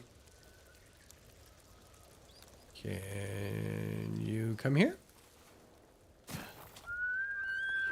Hey, best horse. Let's ride. I look up to Jacksepticeye so much. He's one of my favorite people on the internet because of his energy. Yes. And he has a very similar personality to me, so I aspire to be like him. That's a good one. That's a good one to aspire to. He made the transition to Twitch really well, too. And you know what? It speaks volumes because if you look at the people he surrounds himself with, too, I mean, they're all bangers. You know, like Markiplier, that guy. Actually, Markiplier is a very good example of how you start and where you end up, you know, because watching his videos nowadays, like he'll come online and be like, hi, my name's Markiplier, you know, and he's got that suave kind of attitude about him, right? But if you look at some of his earliest videos where he was playing like Amnesia for the first time, it is such a change, like, because he'll be on there and he'll just, hi, my name is Mark and we're going to play this game, all right? Here we go. And to see that guy find his confidence and find his niche and become the Markiplier we know. Like, wow. So yeah, it's all about, like, you got to know yourself and then what you like about yourself and what other people seem to gravitate towards. And then that's what you put out there. And before you know it, you're going to be great. You're going to be awesome. Uh-oh. Standoff? Heck yeah. I will face you. I am the ghost of Tsushima. We will drink over You do not know who you are facing. And you die! And you die too! Get away! And you die! And I'm gonna come for you. You won't take me that easy. Well, I just did. I killed you so good, I embedded you in the rock. And the rock is bleeding. Oh. I'm gonna pretend I didn't do that. Nope, not what I wanted to do. Put my sword away. There we go. And The Mongols will pay for the agony you endured. thank you. Oh, that's it. I didn't do that. That's somebody they killed. Well, now I don't feel bad about pushing that guy into the rock. Give me something good. Hey, supplies. I'll take it. What do you got? More supplies. Yay. There you are. Best horse. Whoop-a. Where we go? No. Quickly, noble. Am I going the right way? Yeah. I've got to go for dinner. I'm so happy I was able to stop by. Me too! Stop by anytime. Well, anytime I'm streaming. So yeah, if you come by on Wednesdays, I will definitely be here. And yeah, it was so good talking to you. All right, well, you go have dinner. Say hi to your mom. We'll see you soon. Bye, Lav! Oh, man. I'm telling you, I get the greatest people on this channel.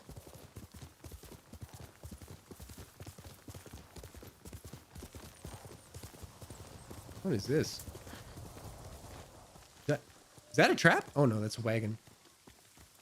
Got excited. I was like, we can free the animals.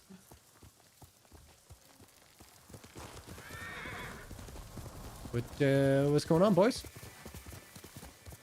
Stand me up. your skill.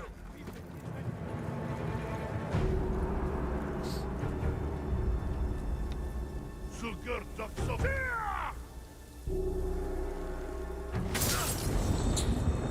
You don't know who you're messing with. Anybody else? Nope. Oh, that was... Oh, buddy. Sorry. That's what you get. No. What is this? Leather. Okay. Ooh, is this bamboo? It is.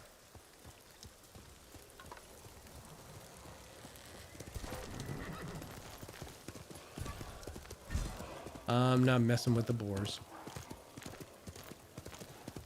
Ooh, I've got a rage thing.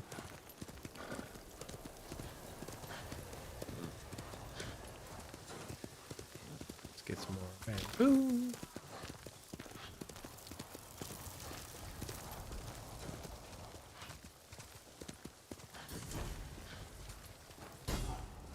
What? Can I not go past here? Oh, okay. We need to go to where? God, we've got a long way to go. All right. So we got to go through there to get to the good stuff. Recruit Sensei Ishikawa. Recruit Lady Masako. Rescue Yuno's blacksmith brother. Oh crap, we got a lot to do.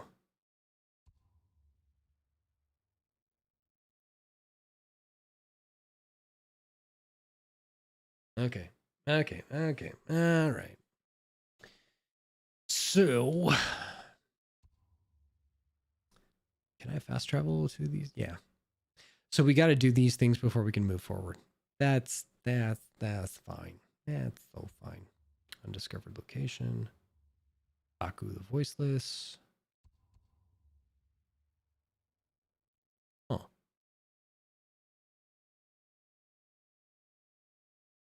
What is my legend?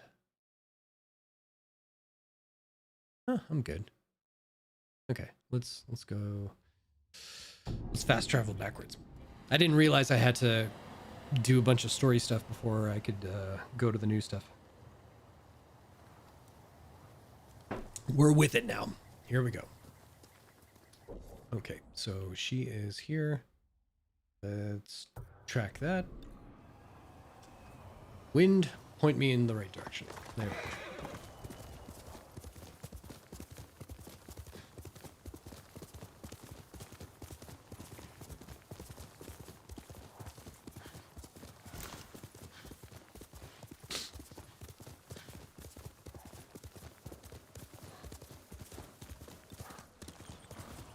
Mm-hmm.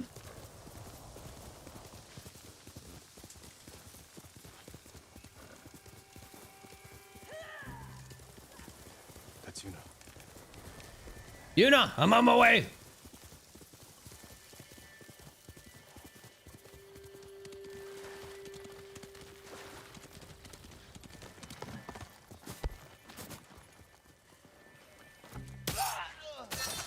Yuna's badass. Jin, you found me. I did. Oh yeah, I forgot I had my mustache, my monkey face on. Hey. There we go. You handled that well. I should have heard him coming. Let myself get distracted. These people saw Mongols marching prisoners upriver. They had a blacksmith with them. Your brother? Sounds like it. They were taking him to a camp near the Canada Inlet. I know the place.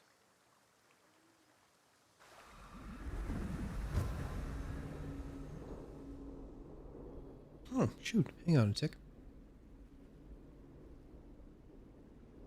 Did you find any samurai to free your uncle? Hang on a tick. I've got to look at the stuff because it looks like there was important messages that I missed.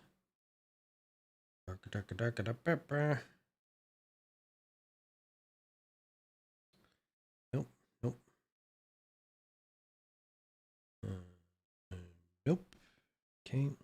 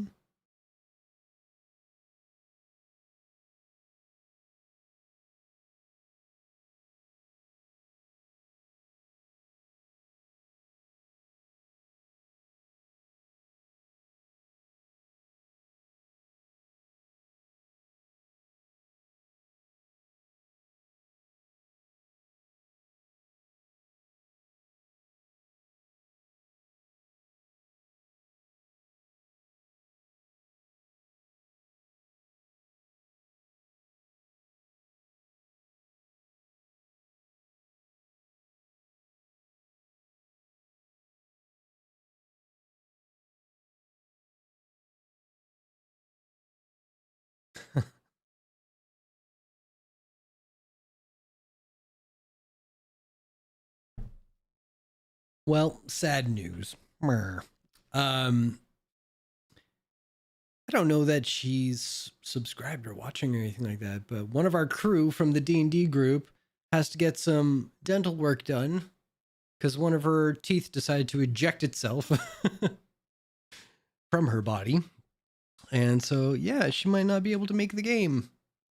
Who earns? She's super fun. They're all super fun, but yeah.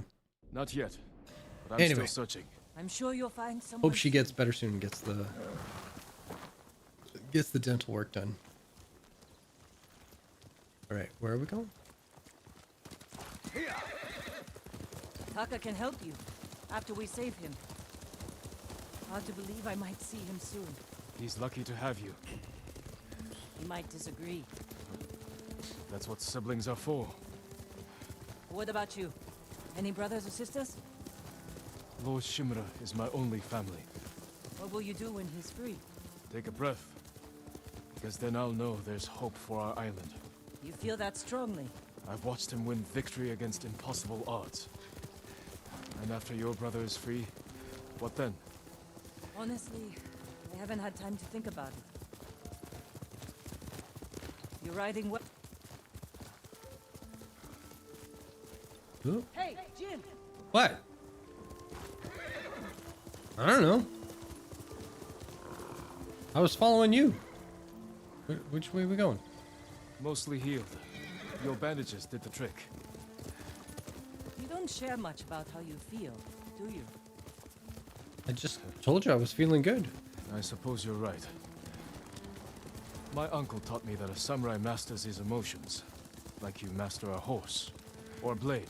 That's a hard way to live. It's not supposed to be easy.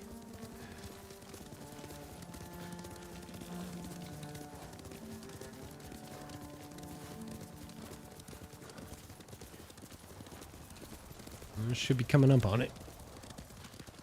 There's a spot up ahead that overlooks the river. Should give us a good view of the Mongol camp. Whoa, jeez Louise.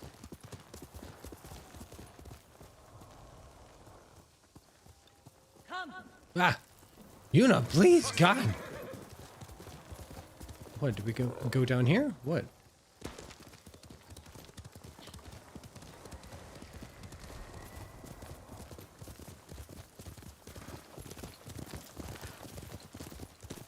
Kind of wish her character would lead me instead of me leading the charge. Like, I'd rather catch up with her than figure out where to go, because I don't think I'm going the right way half the time. Oops. Oh, is that the overlook? Okay.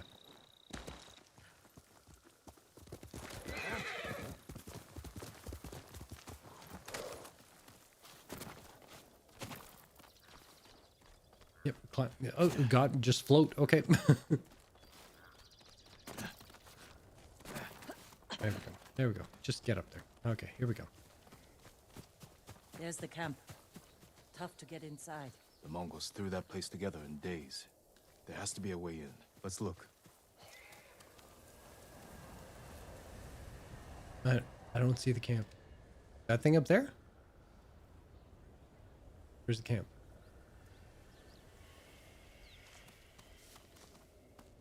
There's a thing where I survey. Oh, it's over here.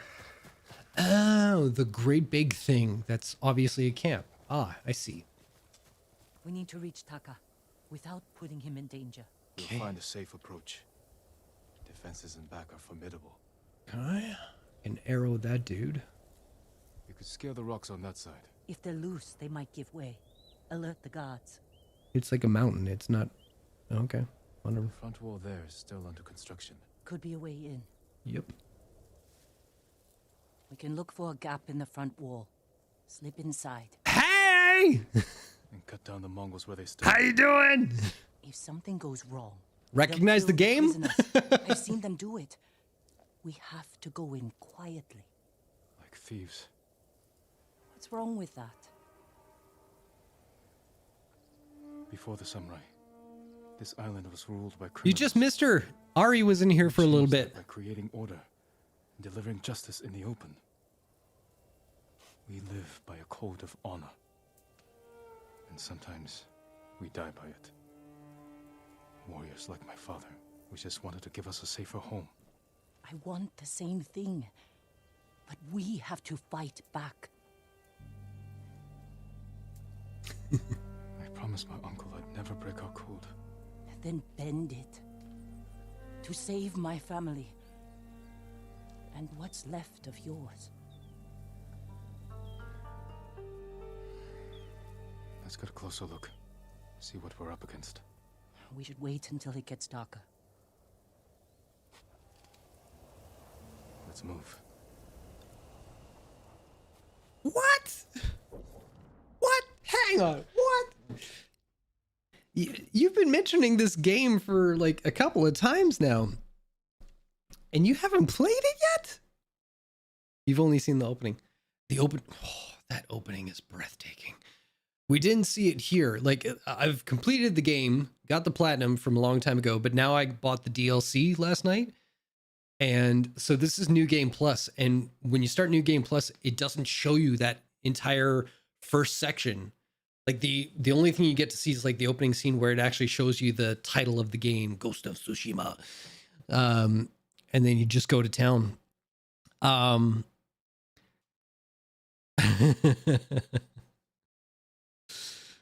time is very slim. Aw, no worries. Well, we're all busy, right? Gotta find time when we can. What was I gonna say? Well, shoot, I had a working theory that I was gonna run by you. But if you haven't played it, I can't run it by you. Ah! That's okay.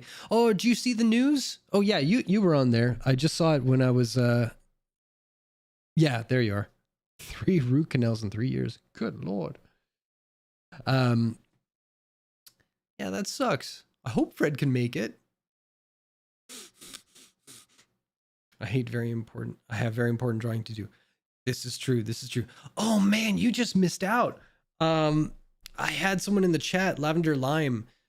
She's a daughter of one of my coworkers, and she was in here for the first time chatting it up, and she was saying she does art as well. Wait a minute.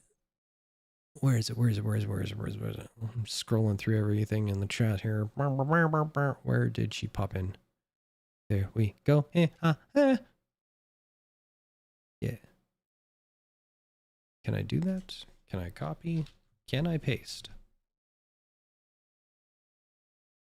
I can. Bam. So apparently that's her Instagram.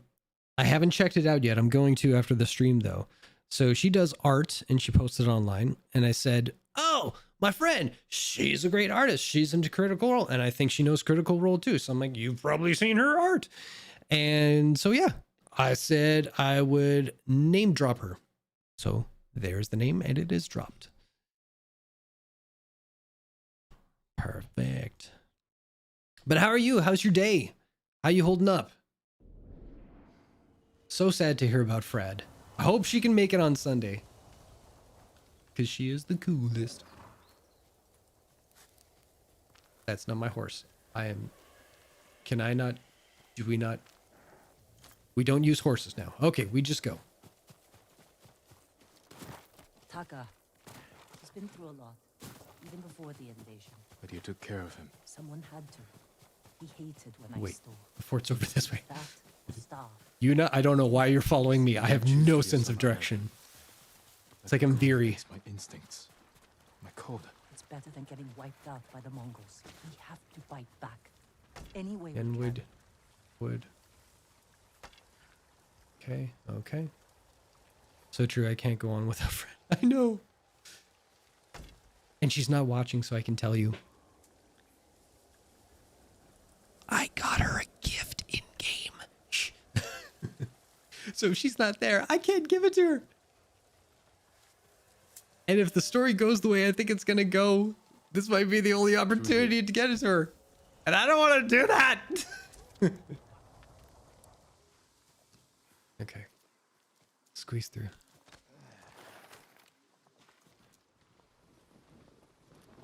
I haven't played this game in so long, I forget all the controls. So I came into this really hoping that there would be like some sort of tutorial stuff. Prisoners. Hopefully this is it. Then we better stay quiet. And open their throats. Yuna is so savage. I love her.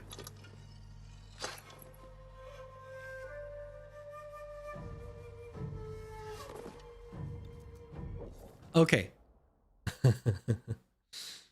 Thanks. I will check it out. Fridge repair? Oh, what's wrong with your fridge?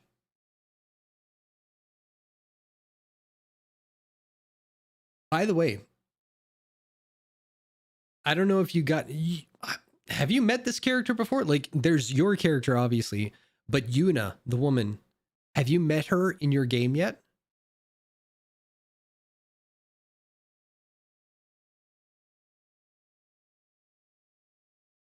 Because I don't know if you recognize this or not. I'm pretty sure you would. There's a poetry to open their throats. Yes. That, if you remember from Critical Role, is Somali. She played oh, what was her name? Smellbag. Do you remember that? Oh, her name is escaping me. Her character's name is escaping me. In Critical Role, when Jester Ford and Yasha were kidnapped, and then they met Somali's character. That's Somali. It's her face and it's her voice. She's in the game. This is her. She is the reason why I opted not to play this game in Japanese.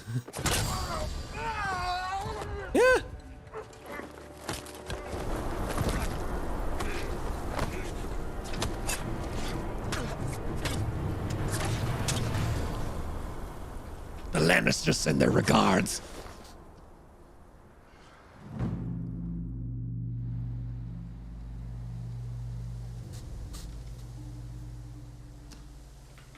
What do you think, Jin? The bear's running with a limp. Your arrow wounded him. This is when a beast is most dangerous. Remain alert. Yes, uncle. Keep after him. Okay. Track. Okay. Cool. I didn't think bears lived here. They don't. But the fighting in Yarikawa drove some this way. So it's the rebels' fault. We should feed them to this bear as punishment. Dude. We are not barbarians, Jin. Yeah.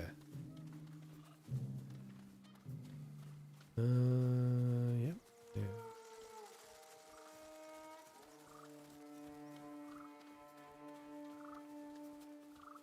The bear stumbled here. Is it dying? No. But we're getting close. We saw bear tracks on the beach at the lake. Did you? How big do bears usually get, like in Manitoba? I'm a city mouse, so I've never really come across any bears.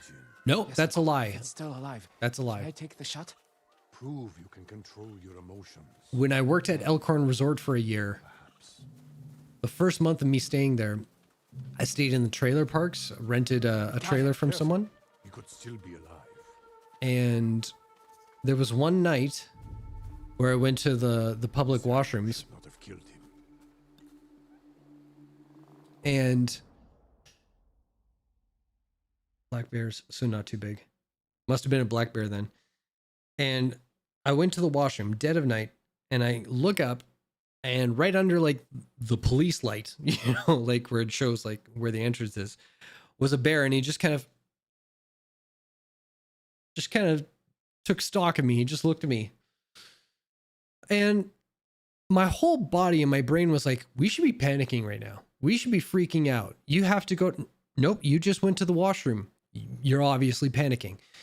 And all I did was, I'll come back. And I turned around and I walked back as calmly and as slowly as I could. And as I walked up to the trailer, I'm like, this is just 4 walls of tinfoil. If that bear follows me back, that's all I wrote. I am the grizzly man. That's it. I didn't sleep for a good like 2 or 3 days after that, thinking that the bear was just going to follow the trail of urine that I left all the way back to my camper. Oh God. First and only time seeing a bear. So yeah, I'm always surprised when like we have bears and all these There's sorts a of gash things. Like, inside. Not from an I don't know, because I'm an indoor kid. Oh God. An assassin! From Yarikawa! Traitor! You would stab the Chido in the back! No, Sakai! Control yourself. We are not criminals, like this man here. We are samurai. He tried to kill you! He must answer for this crime with his life. And look him in the eye. And teach him that samurai never acts out of anger or fear. And take his life with honor.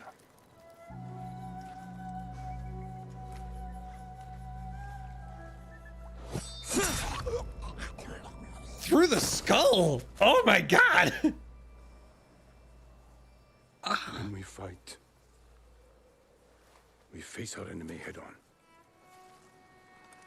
And when we take their life, we look them in the eye with courage and respect.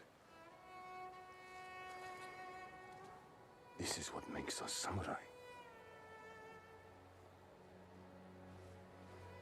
Only cowards strike from the shadows.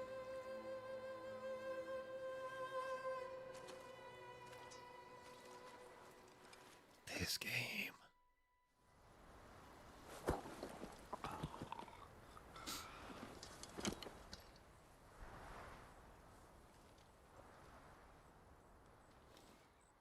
Jin, what's wrong?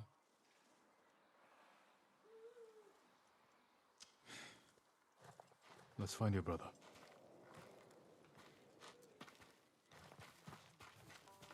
We can't let them see us. Use all your senses. So here's something. I had that happen with a full-grown male deer. They are way more intimidating in real life than I thought. Yeah. That's what I'm finding out about pretty much everything like that I have not met in real life, or places and things that I haven't seen in real life. Way bigger on the outside. Good case in point, the Eiffel Tower. Everybody knows, you can close your eyes and you know exactly what the Eiffel Tower looks like. Then you see it up close and personal. Good Lord. Good Lord. I had no desire to see the Eiffel Tower. I had no desire to see anything touristy when I went like traveling. And then when you get there, you are in awe, especially seeing like the intricate details of something like the Eiffel Tower and realizing like that somebody conceived of that. That is amazing. It's just jaw dropping. I got something here. This isn't game spoilery kind of stuff, but this is just something I want to show you specifically, Chuck, that I think you could appreciate. Maybe you already know this. I don't know. But check it out. Think and move like a thief. This game has options.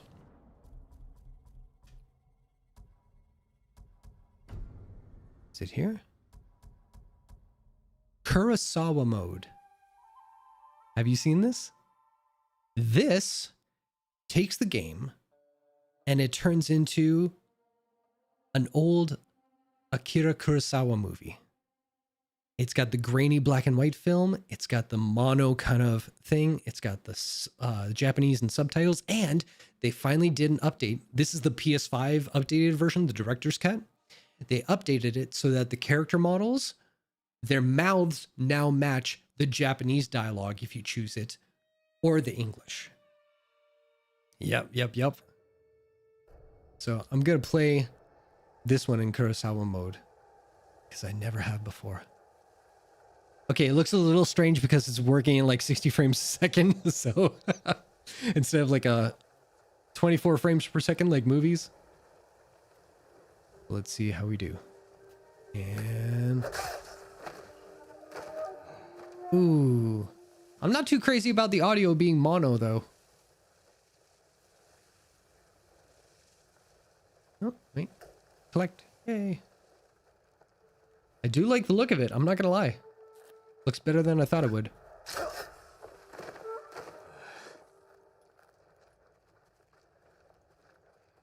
You know what? Let's see if we can... okay. Audio language. Ooh, yeah, baby. Subtitles, dialogue, volume. You don't get the option. Boo earns. Well, okay. It looks cool. But I really dig the audio because the audio in my headset right now is like 3D audio. It's insane. Okay, he goes away. And I stab you. What? Come here, you. Don't you run away from me.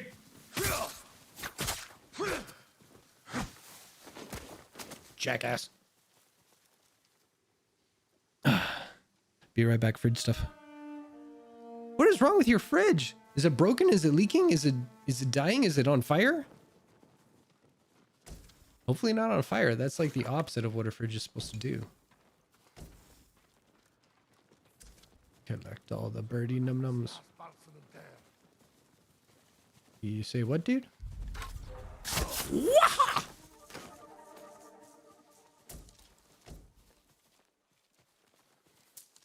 Wait, is there a dude up there? No.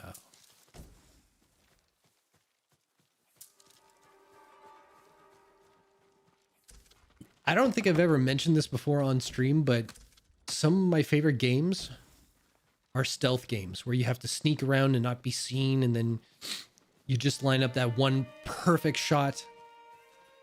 Oh. Like the Metal Gear Solids, Mark of the Ninja. Oh, we talked about Mark of the Ninja before. I remember that. There, a prisoner. Taka? Let's find out. No, it's not Taka. But yeah, there's something about stealth games and just like the challenge that they hold. Oh, so good. How'd you get in? That's why I like rogues in D&D. We need to go. We'll talk when it's safe. Come on. Regroup with Yuna outside the camp. Are we done here? Wait. Oh, there's a dude there. Let's get him. Whoa, you died. Who's this? Wait.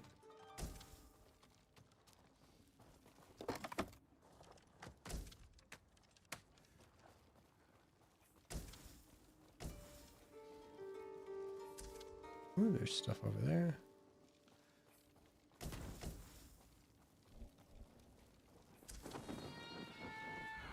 Anybody else?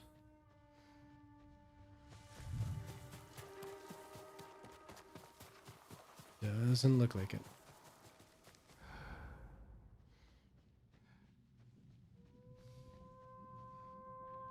Wasn't there an archer somewhere? I guess I killed him too. All right, well, let's do this.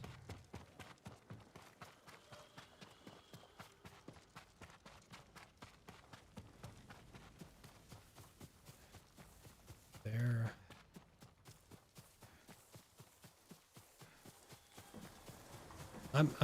No, don't count me out. I'm trying.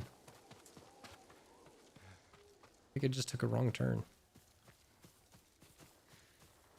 Oh, man. Okay.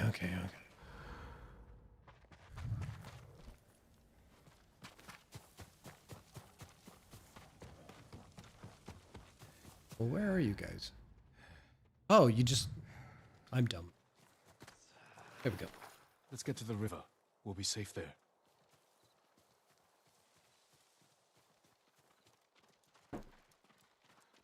Are you with the Straw Hat Ronin? I was. I had ties with them after they started running low on rations. Lord Shimura's been captured, and I could use some extra swords to free him. Are you looking for work? No, but the other Straw Hats may be. Last I heard, they were hunting Mongols in Tsutsu Prefecture, by the coast near the Kishi grasslands.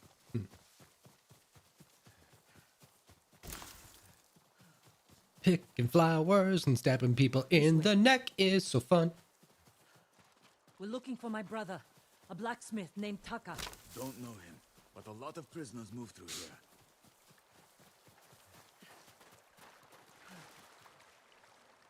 You said they were moving the slaves. Where? They mentioned Azamo Bay. And there was a blacksmith in the last group. Young man with a beard. From Yarikawa, maybe. You'd better be right. I hope you find your blacksmith.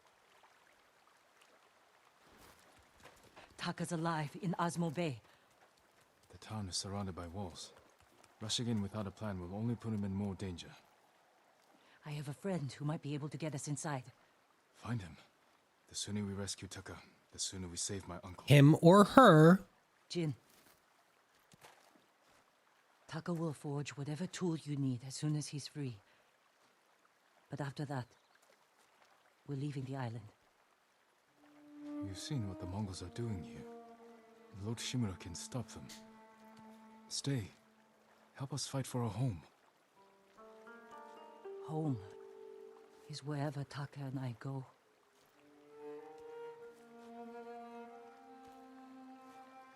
My friend lives in Azamo Prefecture, on the border with Tsutsu. I'll find you there. I know this wasn't easy. Going against your code. I did what I had to. Thank you.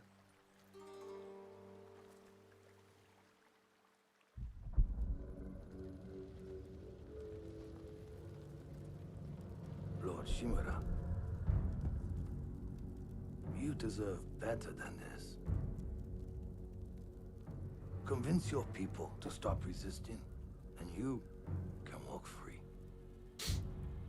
Stop wasting my time. Kill me. You think you've lost everything. But your nephew is still alive. My men control the roads. They build war camps near your towns. They see everything, and they will find him. Lord Sakai will fight until his last breath. As will I. You love him. Just as you love your people. You're a father to them. Will you abandon your children? I won't make them your slaves.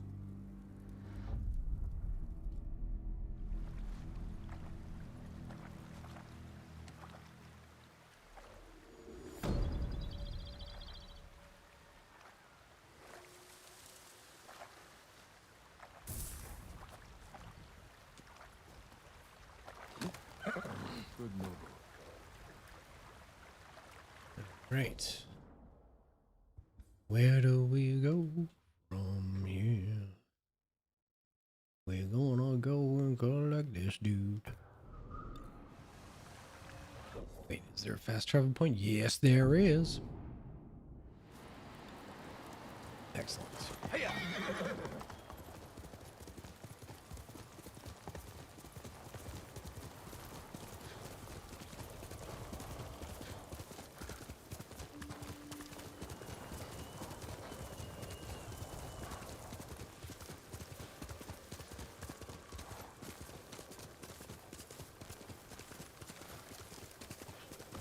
Hey, man. Who are you? My lord, welcome. As you can see, Yoshi is a special place. How did the tree... Grow so quickly? The forest protects those who can't protect themselves.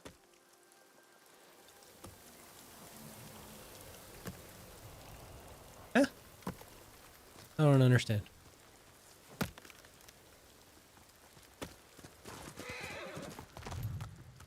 Oh, God. We gotta go that way. I'm good. How to... Oh, over there?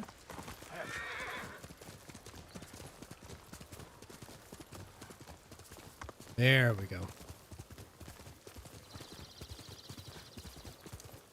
Man, that is one thing I do love about this game as opposed to something like Skyrim. Skyrim, as wonderful as that game is, there would be moments where you would be walking and you're following the path that it's saying to go. And you're like, oh, it's just a straight line as long as I go this way.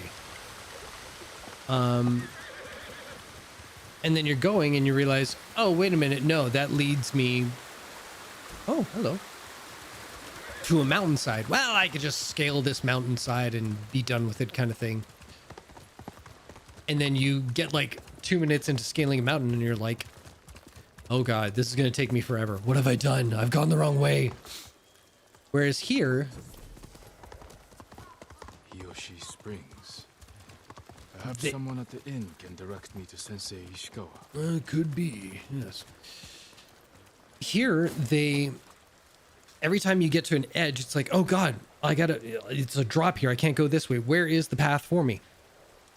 You just turn the camera around and it's obvious where the path to go is, because the game developers have given you like a little bit of a light source. Maybe there's a different colored path kind of thing. Whereas in Skyrim, it is so vast and everything does kind of look samey. You get lost all the time. Here, it's like nothing to it. It feels very natural going through this great big landscape that you never feel lost. Oh man, I want to just come and ride that horse for ages after a long day at work. I know, right? He's the best horse. What'd you name your horse? Or have you even named your horse yet? Hey, guess what? You get to name your horse. How about that? Hello. What have we here? Oh my God. I just want to hell with it. We're going swimming. Whee! Ah, it's not as deep as I thought. I'll just squat. Water squat. There we go. Well, it'll give you like a couple of options. They're randomized, but yeah, it's amazing. Oh my god, I feel I'm so happy for you because you get to experience this game and all the little things. There were certain things that even when I started up, I had completely forgotten were in the game, and they just make it so immersive and so as much fun as it is to go around and just like stealth kill and do samurai fights and all that kind of stuff. It's awesome, but the quiet moments in this game are just as memorable. So yeah, you're gonna have such a good time with this game. And then when you're done this game, you don't buy another game. You just let me know and I will lend you another game because I got a ton of them that are just collecting dust in my closet because I've played them to completion now. So there you go. All right. Woo. Whoa, God! I didn't mean to jump like that. I thought the horse would jump. And that's a dude in his skivvies. Hey. I'm gonna go steal your plant and then I'm gonna talk to you. Shoop. Hi. A samurai. Right? You. I'm looking for Sensei Ishikawa. I thought he fell at Komoda. He didn't. Where is his dojo? To the forest. I can show you the way, my lord.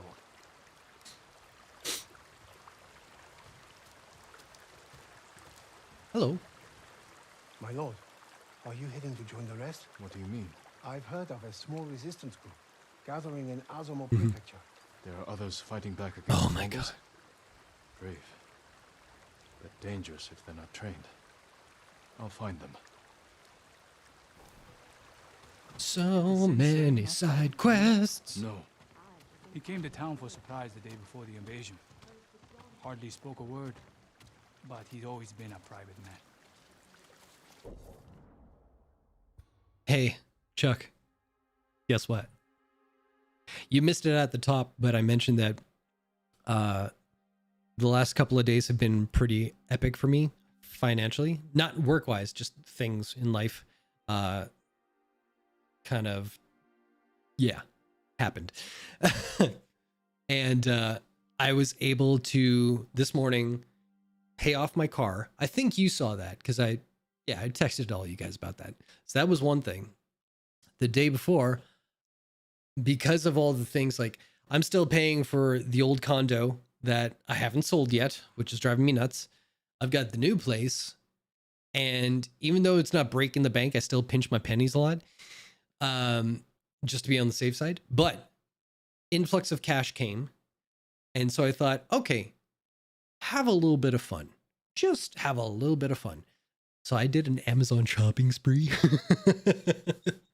And I was hoping some of the deliveries were going to be delivered while on stream so I could do like an unboxing kind of thing. But I'll let you know, since you mentioned it, I bought a Nintendo Switch. And I bought 2 games. I bought Animal Crossing and I bought Breath of the Wild.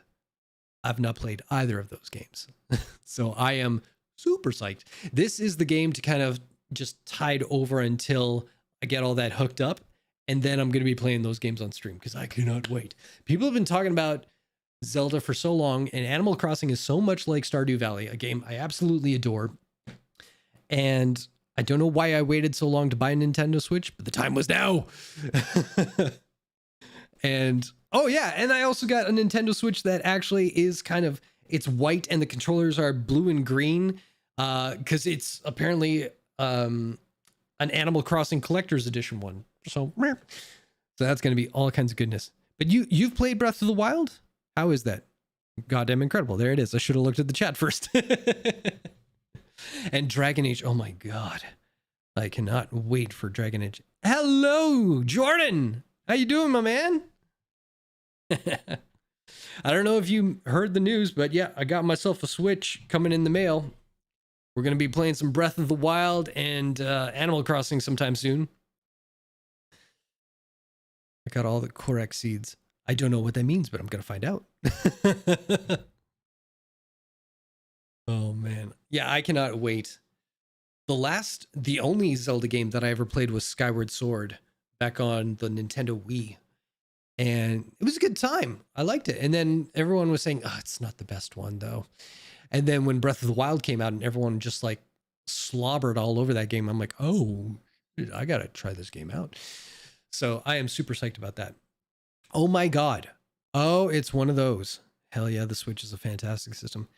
You know, I was for a bit, I was holding out for that OLED model that they're talking about that's coming down in October. But I looked at the specs and everything that comes with it. The only bonus of getting the OLED for me would have been the Ethernet cable port, because apparently it only hooks up to the internet through Wi-Fi, and it just would have given me a landline. But that's not a deal breaker for me. The only other thing was that the screen's a little bit bigger and it's a little bit brighter, but I don't foresee myself really using it as a handheld too much. So yeah. Yeah, and I mean, you can get an adapter to do that anyways. I didn't know that, so there we go. That's awesome. Korok seeds. I'm gonna remember that. I started with A Link to the Past with Zelda in 92. Nice. Wait, Link to the Past. Was that okay? So there was The Legend of Zelda. Was that the second one? I've actually been meaning to get one because I enjoy playing Pokemon Unite and it suffers from some lag issues at times. Oh no, I'm a fetch quest addict. Oh, Chuck, you're talking to a guy who completed Skyrim twice to completion, and all those little gems where you had to go all over the place for. Yeah, and when I say completion, I mean like every skill 100. So that was like 200-300 hours of gameplay because I am a completionist. And the dummy that I am, it's because I played it on PlayStation 3. And by the time you get to the end game, it is so laggy because every door, every person you kill, every little thing, the game has to remember all that information. And a PlayStation 3 could not keep up with it. So when I bought my gaming PC for the first time, I played Skyrim on there with mods and all that kind of stuff. And then, of course, completionist in me, gotta get everything again because I want that trophy. I want that achievement kind of thing. So yeah, I feel you. So Breath of the Wild is probably going to be exactly the kind of itch I want to scratch. But I'll say this game, oh my God. I don't know how it compares to Breath of the Wild, but it is very much like the fetch quests and all that kind of stuff. It's something you want to do. It's something you can enjoy doing. All the side quests, they have satisfying conclusions. All the characters that you meet along the way. What the good Lord, that scares me every damn time. My notifications are so loud in my head whenever they go off. But my God, Razzle Sazzles is in the house with a host. Good Lord. Can't stick around, so just lurking. Got a lot of housework to do tonight. No problem, Razzle Sazzles. Oh, you have the best intros because you just make me crap my pants. Oh, man. Yeah, that's wild. Can't stick around. Oh, Razzles. Everybody say hi to Razzle Sazzles. One of my favorite people to show up in chat every time. Absolutely love it. Hope you're doing well. Hope housework isn't too demanding. Oh, man. Yeah, the alert thing, I switched it up not too long ago because I have the, what is this, Streamlabs Prime or whatever it is. It's kind of like Amazon Prime, but when you subscribe to it, it gives you all these different options for free. Well, I guess not free because you're paying for the subscription, but so you can change your alerts to have like different sounds, different logos, different things, like the transition thing where I go from here to through the galaxy to here. Like that's all part of it. So I'd say it's worthwhile. It's a lot of fun, and just to kind of change it up every once in a while. Hiya, hey. Just here for your weekly heart attack. You're my cardio. You are my cardio, Razzle Sazzles. Whenever you host me, woof, scares the bejesus out of me. Good stinger transition. Yeah, I had it in mind, like when I first started streaming, that I would do different ones for every game. And I had a really slick one, and I'll probably bring it back for Halloween. When we played Resident Evil 8 on here, it was like a haunted house one, and it would just like, you know, dive into a graveyard and come back out. It was really slick, but I haven't played anything scary in a long time. So I started playing Mass Effect, and I had the Galaxy Transition one, and I loved it so much. I was just like, well, I'm just going to leave this because it's the coolest. Okay, sneaking out. Have a good night, my friend, and soon to be friends. Night, Razzle Sazzles. Oh man, that sounds pretty dope. Look forward to seeing that one come spoopy season.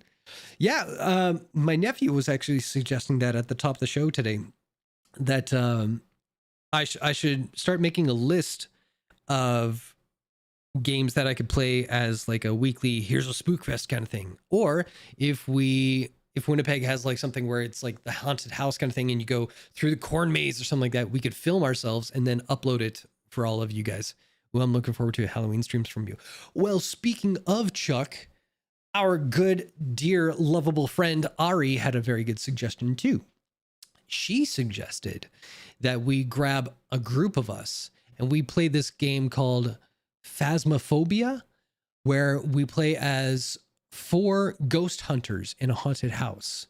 And we try and find the ghost before the ghost finds us and kills us, and then we become the ghosts. So that sounds like dope fun. So she's in. She's pretty damn sure that Xander is in. And if we get you in, I mean, all that's left is just to get Fred, and then we got the D&D crew being Ghostbusters for like a Halloween night. So, I mean, it sells itself, really. Can you imagine the 4 of us like live streaming a ghost busting kind of thing? That would be sick. I mean, I love all of us. I'm sure the rest of the world will too. Oh, sounds like such a good time. Phasmo is fun to watch. I'd love to see that. Yeah. See? We got to do it. We got to make arrangements. That's all there is to it. All right. Let's go follow this dude in the very slick kimono. My lord. Yes. Are the stories of Sensei Ishikawa true? Yes. What stories? They say he sank a pirate ship with a single arrow. Not the ship, but he shot a pirate captain from the shore. There we go. Routed the whole fleet. I'd hate to cross an archer like that. Do you deserve death? I want flowers. Not my lord. Then you're safe from Ishikawa. Jin is the biggest hype man.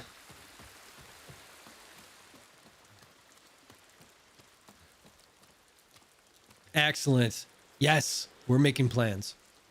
That's going to happen. The sensei's dojo is up there on the cliff. Oh, right. If I wasn't a coward, I'd creep over Thank to you. Komoda. I'll take it from here. Anything I can sell. One more question, my Yes, lord. sir. Yeah. May I ask why the sensei left his post as archery master to Clan Nagao? No one knows. Strange. Giving up service to a great lord for this.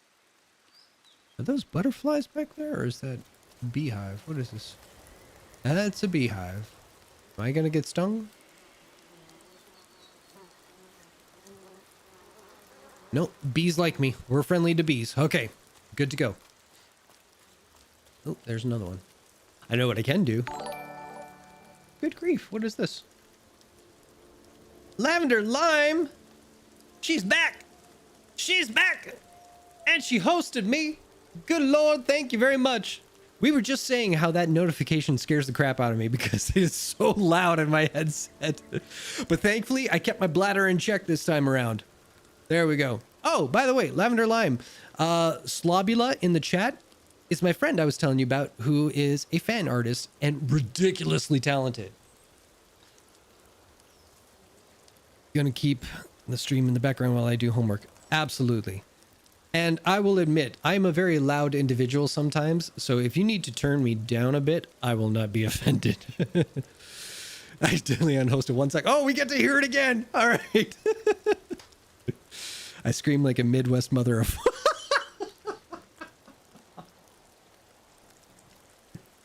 Oh my God. That's good. I like that. Oh my goodness. Yeah, so Lavender Lime, I hope you don't mind, but I copied your Instagram tag and put it back in the chat again for Slobula to check out. And I'm going to check it out later tonight too. We're going to check out your work. So there better be a lot of artwork. All right. So So here's something that's fun. If enemies come around, or if they walk underneath these beehives, we can hit that beehive, and then it just, yeah. You get it. You've played games before. You know what it's all about. All right, let's scale a mountain. Oops.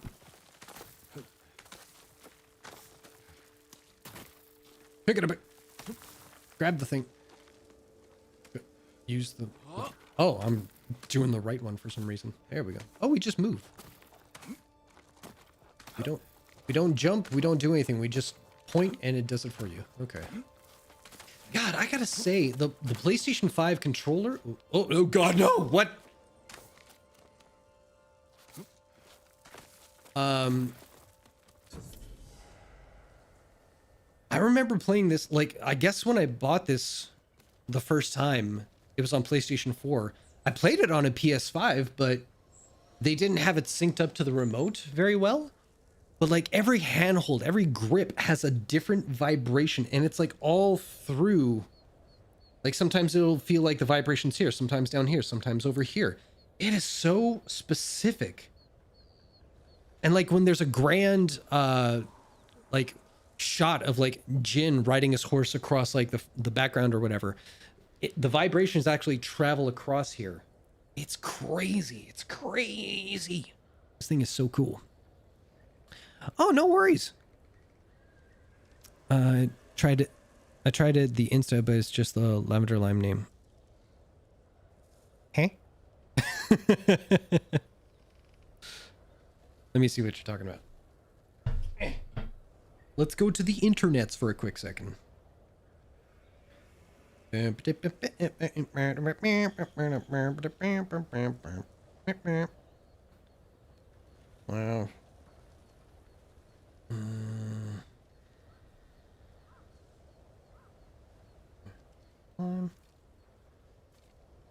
Oh, there we go.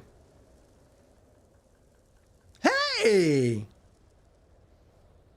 This is great! Oh, I like that one. This is great! No word of a lie. I have seen some folks who do art similar to this on the Critical Role thing. Yeah, this is awesome. Undertale. Oh my goodness. Dude, this is amazing. I gotta admit, where is it? This one. I like that a lot. That is damn cool. That is really cool. I like that. Man, I'm gonna comb through these afterwards. I'm keeping that open. That's great. Thank you for sharing that with us, Lavender. That's really cool.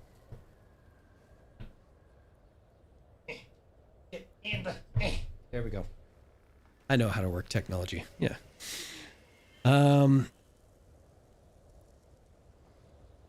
Oh yeah, no. That's the stupid thing about the Twitch settings here, because a lot of people were saying that they were getting a lot of bots and a lot of things in their chat. So I thought one way to prevent that was to turn off links. Like I can share links, but yeah, for some reason it just doesn't work. You're gonna cry. Don't cry. Don't cry. No, don't cry. Yeah. Eventually, I'm gonna try and, take a shot at allowing people to post links. But yeah, it was just mostly, if you look up Lavender Lime, just one word, she's like the first one that comes up. So hopefully that helps out. But yeah, I dig your stuff. I like that. If I wanted to make you feel really good, I would show you some of my drawings, which are dilapidated stickmen. And it's mostly dilapidated stickmen who are trying to do very lame fart jokes. So that's my art style. Do I keep jumping up or do I? Oh yeah, here we go. Here we go. Hey, I made it. Ooh, we gonna learn archery. Oh. Oh, something happened here. Oh, snap. Well, let's try this. I am a master. 3 for 3. I'm the best. There was a struggle here. Better look around. Ooh. Someone was wounded. Detective mode activated. Yep.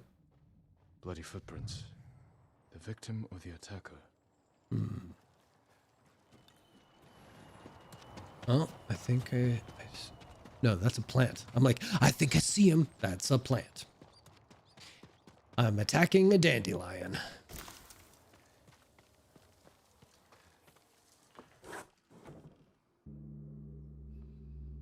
Don't move. Sensei Ishikawa. Lord Sakai's boy. You survived Komoda. We could have used your bone.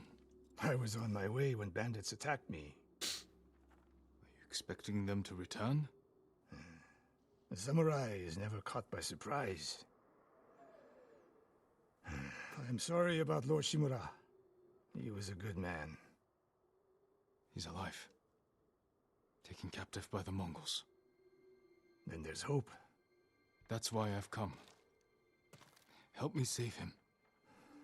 I can't. My student is missing. A skilled archer.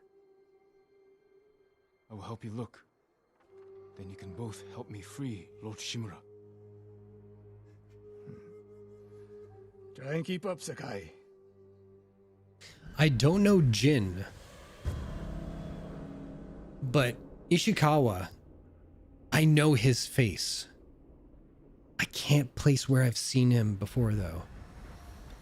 He might have been like the bad guy in some really terrible 80s action movie, but Others who can fight back. I can't be sure. I don't know yet. You'd better find out quickly. We can't free your uncle. Oh, hey, Kaori-chan. Where's that kiddo? Kaori-chan, kiddo. Hi, guys. How you doing? I can help track your student. I need no help tracking Tomoe. Tomoe. A woman. From what clan? No clan. A peasant. But she can outshoot any samurai I know. Even you, Sakai. The last time I saw you was 10 years ago. You came to study with me. You remember? I remember most of the students I reject. Hey, Instead, you kiddo. took this Tomoe as your student. You showed promise. How's school? Tomoe is a prodigy. Mongols. Oh, I'm gonna stand. I want to stand up. I can't stand off. Dang it! Wah!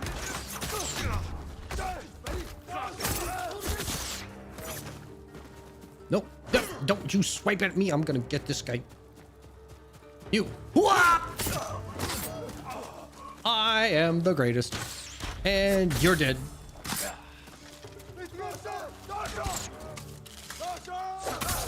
Woo! You dead too. They fight like drunk tanuki. They fought well enough at Komoda. Even tanuki can catch a tiger when it's sleeping. What's a tanuki? Can someone tell me? I really don't like advertising how stupid I really am, but I don't know what a tanuki is. Wait. Raccoon. Wait, yeah, tanuki. That's what the guys are. Tom Nook, right? Or is he like an actual raccoon? No, he's a tanuki, right? God, I don't know. The Mongols took Fort Nakayama. The patrol likely came from there. That's close to the hot springs. My knowledge of animals starts and stops with, are they cute? Here. An ambush. Look around. Rice and millet. Left uneaten. The attack was sudden. A raccoon dog. Oh, that's where I know it from. Thank you, Jordan. Raccoon dog, big, Where are you going with this, Chuck? Blood. But not much. No one died.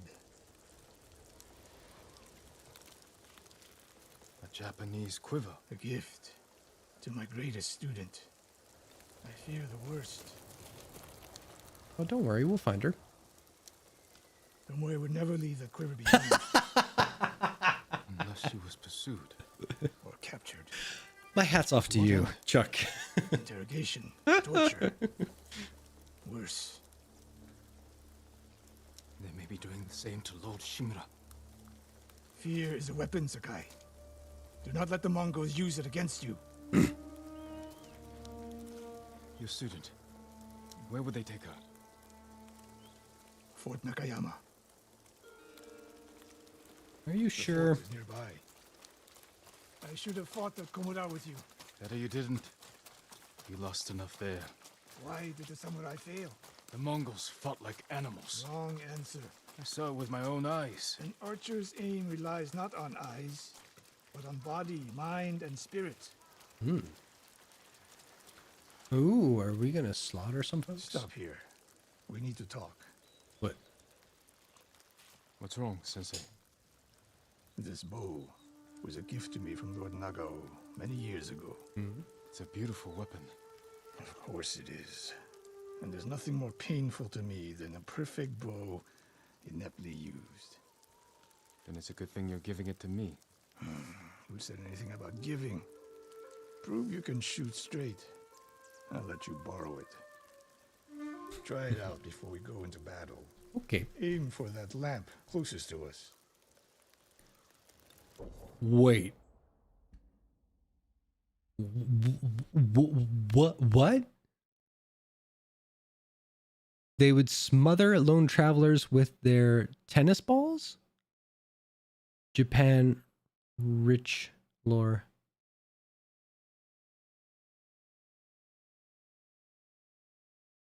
Wow. I mean, we're all going to learn things this week, but I think that's probably the most important thing that we've learned this week. The Tanuki tennis ball myth. Thank you, Chuck. Thank you for educating me and the world. I'll send you some info in the drive. I am gonna make a D&D monster that is just he's just gonna bounce around on his little go-go ball of Tanuki balls and then just like smothers you guys. Yeah, you watch out for it. Okay, what am I doing? Aim your bow. Okay. And skadoosh. And Further down the road. okay, skadoosh. The further the target, Oh, shush. the more your arrow drops. Focus. Oh. Sakai. I'm getting used to the grip. Don't make me regret this. I'd hate to add to such a Dude, long just list. chill. I am trying my best. Oh, come on. What the? Is it this? Good Lord. Okay. Oh, that one.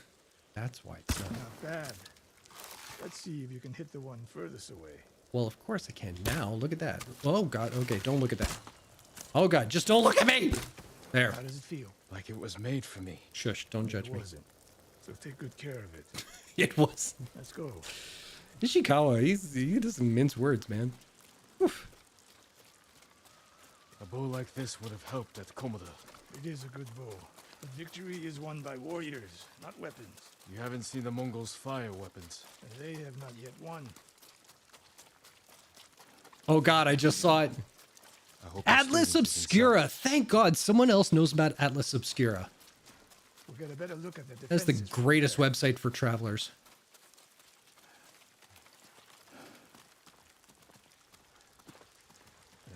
This spot is perfect. Oh, yeah. I'll find a way in. Open the gate. Then we hit Do them. you always charge into battle with your hakama half-tied? You have a better idea? Patience, Sakai. The Mongols will send men to find their missing patrol. When they open the gates, we strike. The longer we delay, the longer I see a Komoda beehive. remains in danger. She can take care of herself. Survey the battlefield. What can we use to our advantage? Okay. Whew. Itch my ear. Itch my ear. I want to double check. Lavender, are you still in the chat there? I'm curious to know, because I remember you mentioning all the games that you play, but I don't think I asked what system you're playing on. Do you play Xbox, PlayStation, PC, Switch? What do you got going there? Oh God, you're studying. I didn't mean to, oh shoot, I should have thought of that. If you don't answer, I'll assume you're studying. But if you answer, cool. Thank you. Anyway. Keep on keeping on. Hornet nests. One shot could stir them up. Yep, hi. Good. Mongols will face the sting of insects and arrows. So what do you play on? You play console, PC? What you at? Play PC and Xbox? Yeah, you do. Oh, have you gotten on top of that, the Xbox Game Pass? That $15 a month thing where you can play like every game they have? Xbox for Minecraft, PC for everything else. Nice. An arrow in those hanging lights will kick up sparks. And start fires. Yeah, because... yeah, let's just burn everything down. Why not? They have many archers. They're skilled, but we are better. Well, I'm looking at the dude with the big soup ladle. The gates open. Distract the enemy and rain arrows on their heads. Then we storm the fort and free Tomoe. Good. Now we wait.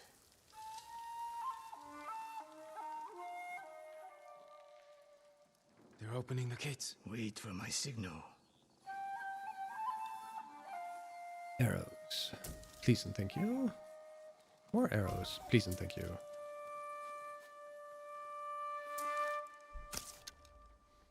Okay, okay.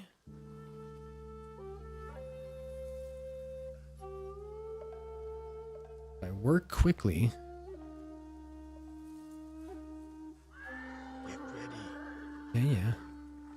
Now, send them to their ancestors. Yeah, baby. Hornets, kill them. Oh, shoot. Yeah, I got it. And you died. Oh, jeez. Let's see if we can just straight up kill some dudes. Hey, that was fun. Hey, there's another one. Oop. Hey, oop. Got you, and... oh. Good. Nope. And there we go. Oh, God, he hit me. Oh, he hit me good. Let's duck down when we shoot. How about that? Oh, you want that? Oh, too bad it sets on fire. Got him. That's a guy. Oh, thank you. There are more inside. Not for long. Let's find Tomoe. Let's go. Let's do it. Let's get some arrows. Let's go. And no Game Pass, it's not worth it for me since Microsoft or Minecraft is basically the only thing I use the Xbox for. Oh, but here's the thing. It's not just for Xbox. That's the thing that blew me away, because I hate to say it, I was born a PlayStation. There it is. PlayStation boy. And there was only like one game I ever played on Xbox. Everything else was like third-party stuff that was like cross-platform. So I never had any reason to go out and buy an Xbox. But that said, all the games that are going to Xbox go to PC. And Game Pass has promised that any new releases for Xbox and PC, Game Pass, day one. So you could pay $15 a month, kind of like a Netflix kind of thing. And whether you're on Xbox or PC, any game that you want to play is pretty much there. There we go. I have Xbox Game Pass for my PC, and I got to say it's well worth. Even if you just want to play one or two games on there for like a month or two, just sub for how long you need and then drop it if there's nothing that you're super interested in. Yeah. And I think, geez, what did I do? Go back. Okay. And I think it's cross-platform too, isn't it? Correct me if I'm wrong, Jordan. You might know better than me. But I think like if you play Minecraft on your Xbox and then you're like, you know what? I'm going to jump onto PC and play it. You can transfer your save so you don't lose any progress. If you're playing on PC and you want to save like some, because like an Xbox game. So you're telling me I can play The Last Guardian. Is that on PC now? If it's on PC, yeah, you could totally play it. Wait a minute, wait a minute, wait a minute. I don't want to give you false information there. Hold on! We're going to the internet. It's our friend. The last... Yeah,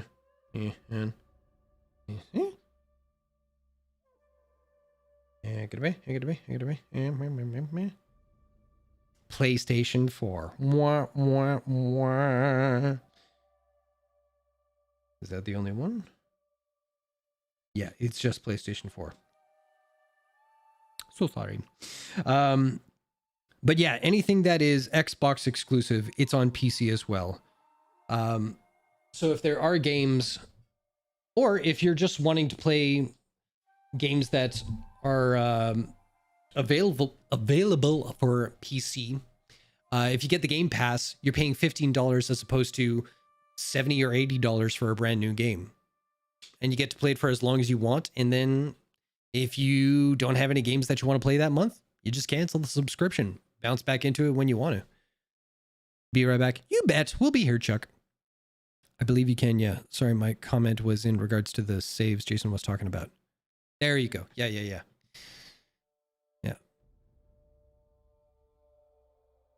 I'm gonna go to my ukulele lesson now. Bye. Have fun, kiddo! Oh, she's playing ukulele. That is so cool. All right, what am I doing? I'm just killing folks, right? Let's go do that. Let's go kill some folks. I want that. Nope, can't use anything. Do you have stuff? You have no stuff. This is stuff, but I am full. Stuff. We like stuff. I am full up. Okay. There's a dude. They are on guard. They are freaked out. I will be back. I'll be here. Have fun. Okay, where are they? Oh. Let's see if we can get a headshot. How about that? Oh, yeah. Right in the noggin. That's 2 for 2. Come on, somebody. Yeah, here they come. Boom! That was fun. Oh, almost got a headshot there, but I'll kill you anyway. Oh, he's a big boy.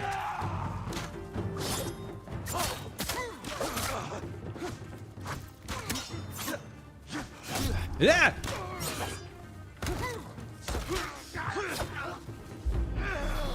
Wow! That's what that does. Okay. Well, that was cool. Gonna run in here. Where is all the people? Oh, jeez. Where'd that come from? Oh, there you are. Nope. Stay down. Okay, people are trying to kill me. Where are they? There you are.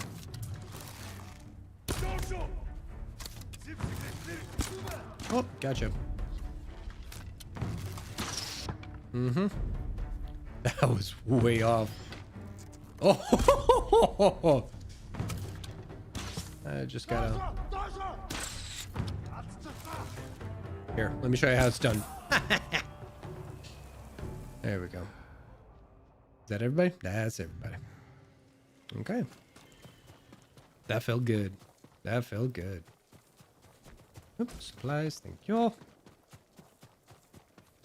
Guys, you all fell down. I wanted to play. Wait, does Big Man have something? Can I? Oh well. Nothing. Ah! Okay, I'm coming. Okay, what up? Slain prisoners. Tied up. Killed with arrows. Tomoe isn't... Wait, this pendant belongs to her. Search the fort!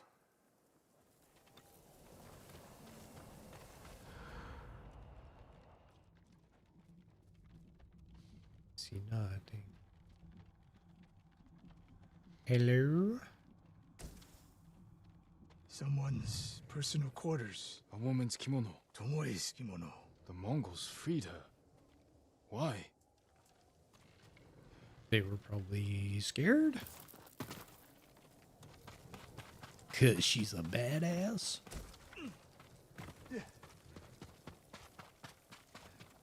Okay. Oh, I forgot. Oh, there is. Oh, this is gonna be so sick. There's usually like if you go into like detective mode and you see someone behind one of these screens, you can stab through the screen and pull them through it. It's pretty Scroll. sweet. Archery terms with Mongolian translations. Your name is mentioned. She was teaching them my way of the bow.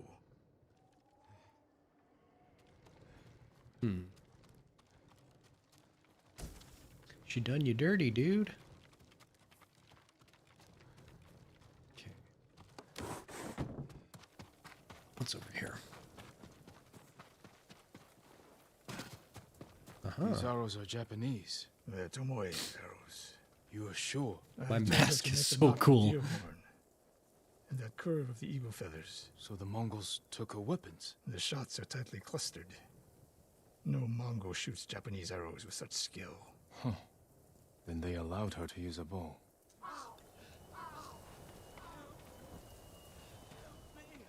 Huh? Do you hear that? A survivor. Please. Oh, hey, man. So cold. Come on. We're looking for a woman, an archer. The Mongols caged her with us. But they set her free. Gave her armor and a bow.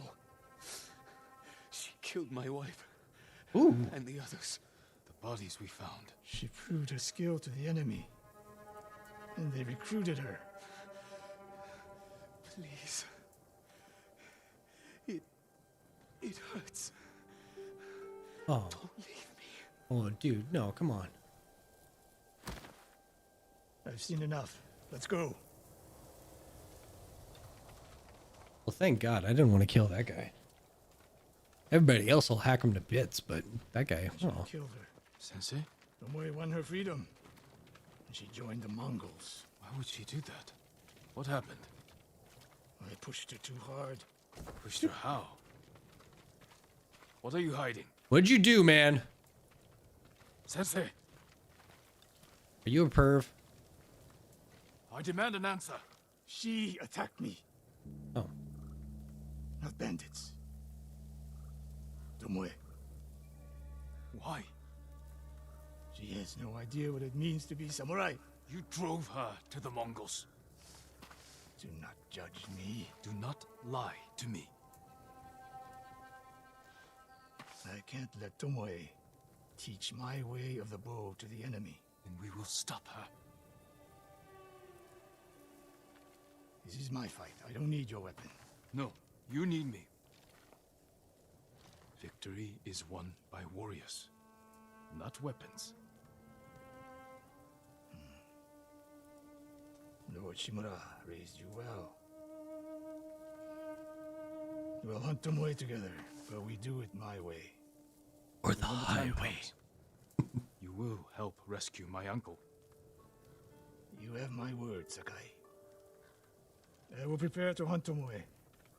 When you are ready, meet me at my dojo. We can't rescue my uncle alone. I need more people to join our fight. Fine lady Masako Wadachi.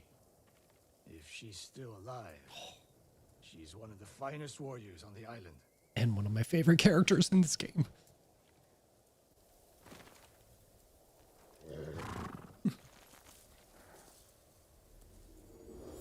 Nobu.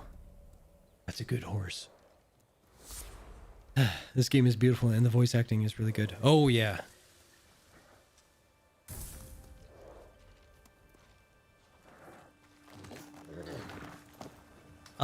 If you dig this, I don't know. I can't remember if they said this game was coming to PC or not, but there is one that if it's not there already, it for sure is coming to PC. That was a PlayStation exclusive, Horizon Zero Dawn. Good Lord, that game. Same kind of thing where it's an open world game. you craft, you build, you hunt, and you fight guys and everything like that. But the setup is that the world is Earth after civilization has gone away. So what has risen up in its place are humans who are kind of tribes of sort, scattered across the land.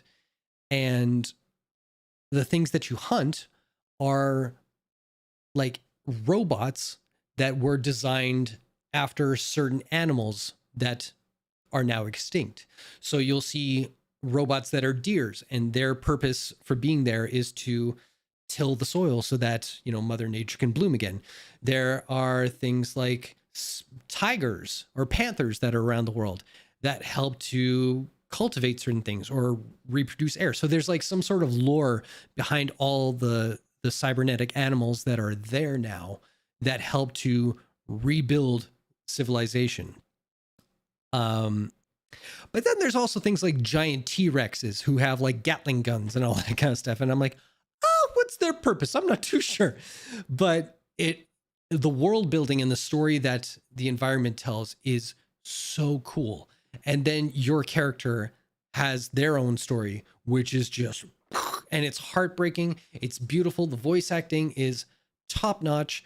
The graphics and everything are breathtaking. It is sickeningly fun. And yeah, that's on PC. So if you want to get like really deep into like an extremely well-produced game, that's a big one. That's a really big one. I think you'd love that. Oh man. All right, let's see. Bunch of stuff. Ooh. I thought those were exploding things and I'm just going to blow it up just for the fun of it. Look at this. Look at that sky. You know what? We're going to take a picture. Hold on. We're going to do a thing. No, not that. I don't want to. Wait, what? There we go. No, let's get the sky. The sky was really nice. And how do I scooch down? Scooch down? Scooch.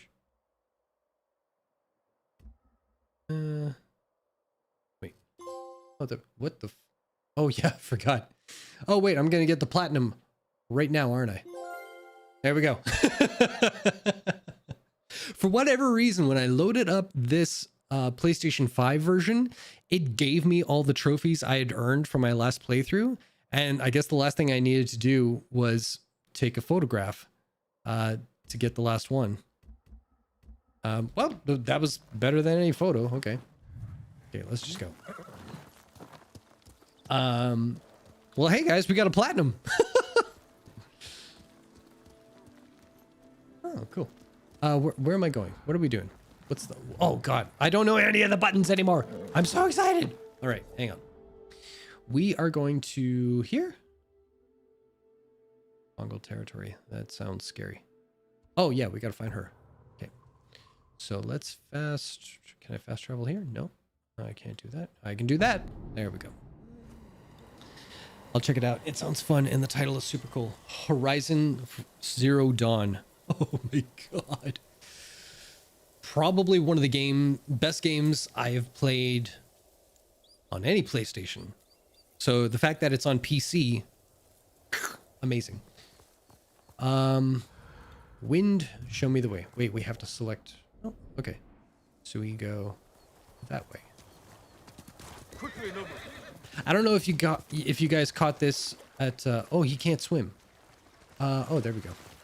If you caught this at the top of the show, one of my favorite parts of this game is that if you look, there's no compass, there's no UI that says, hey, you have this much of, you know, arrows or sticky bombs or whatever. So how do you know where to go? What the? Who's chasing me? Go away. So the way that you know where to go... Oh, look at this. Look at this. It's so pretty. You swipe up on the D-pad. And the wind, the direction it blows, that leads you to your next target. How cool is that design?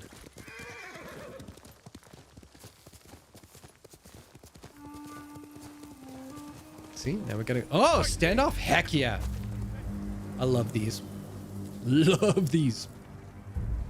Mm-hmm. Oh, no, you don't.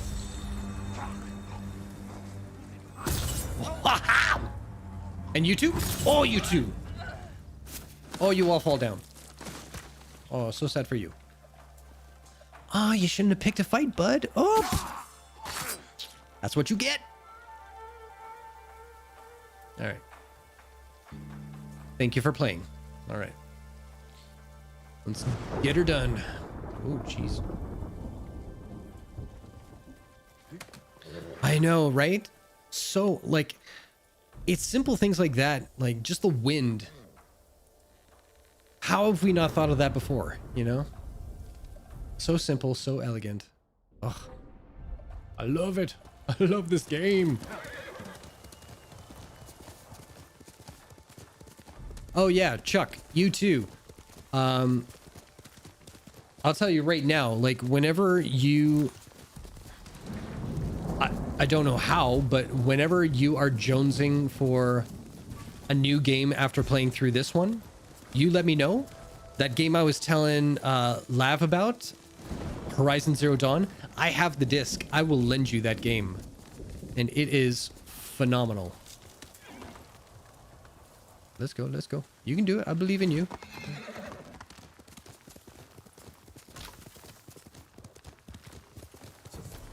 Oh, we're here. Okay, okay, okay. The Adachi Estate. I've heard it's great. Superior game. Oh. Clan Adachi's estate. Lady Masako should be here. Oh, let's find out. Yeah, games... Lady Masako! Warriors of Clan Adachi! Is anyone here? Jin, I was talking to my chat. Please. A moment. God. So rude sometimes. There are certain games that have come out lately that just blow me away, and I will never stop hyping them up. And it's so weird that some of them are so vastly different. Like, obviously a game like Ghost of Tsushima, it is vast, it is beautiful. Half the time you're playing the game, you are stopping to just look at the surroundings because it is so gorgeous. And then the gameplay is great, and then the story is great. And same thing with Horizon Zero Dawn. There are so many little things and so many interesting ideas that these games do. You just want to make the rest of the world play it because it was such a good experience that you want people to share in that, or at least experience it. And even little things like me and Lav were talking about Stardew Valley, how it's wholesome content is just, it's good for the soul, you know, and that is just, it's almost like a Nintendo 64 game in a lot of ways, where it's just that pixelated graphic style, but the content of it is just beyond belief good. And even the game that we've been playing for the last like few weeks, Hades, you know, it's essentially a roguelike arcade game, but every time you step out the door and try and beat the game, something changes, something is new, something is added to it. And then you've got all the cast of characters that are just making it that much better, and the art style, and oh.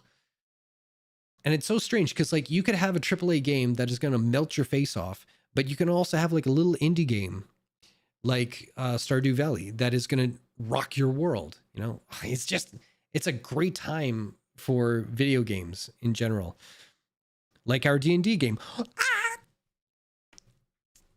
Yeah. Oh man, Lav, if you missed it at the top of the show, I will tell you right now, there will be chunks of my stream where all I do is have a love fest talking about my Dungeons and Dragons game with all these people. Oh my God. It's the best thing that's happened to me in a good long while, because we have the best gang. Yes, we do. Oh, I hope I can catch a Hades stream. I've seen bits and pieces of the game and it looks incredible.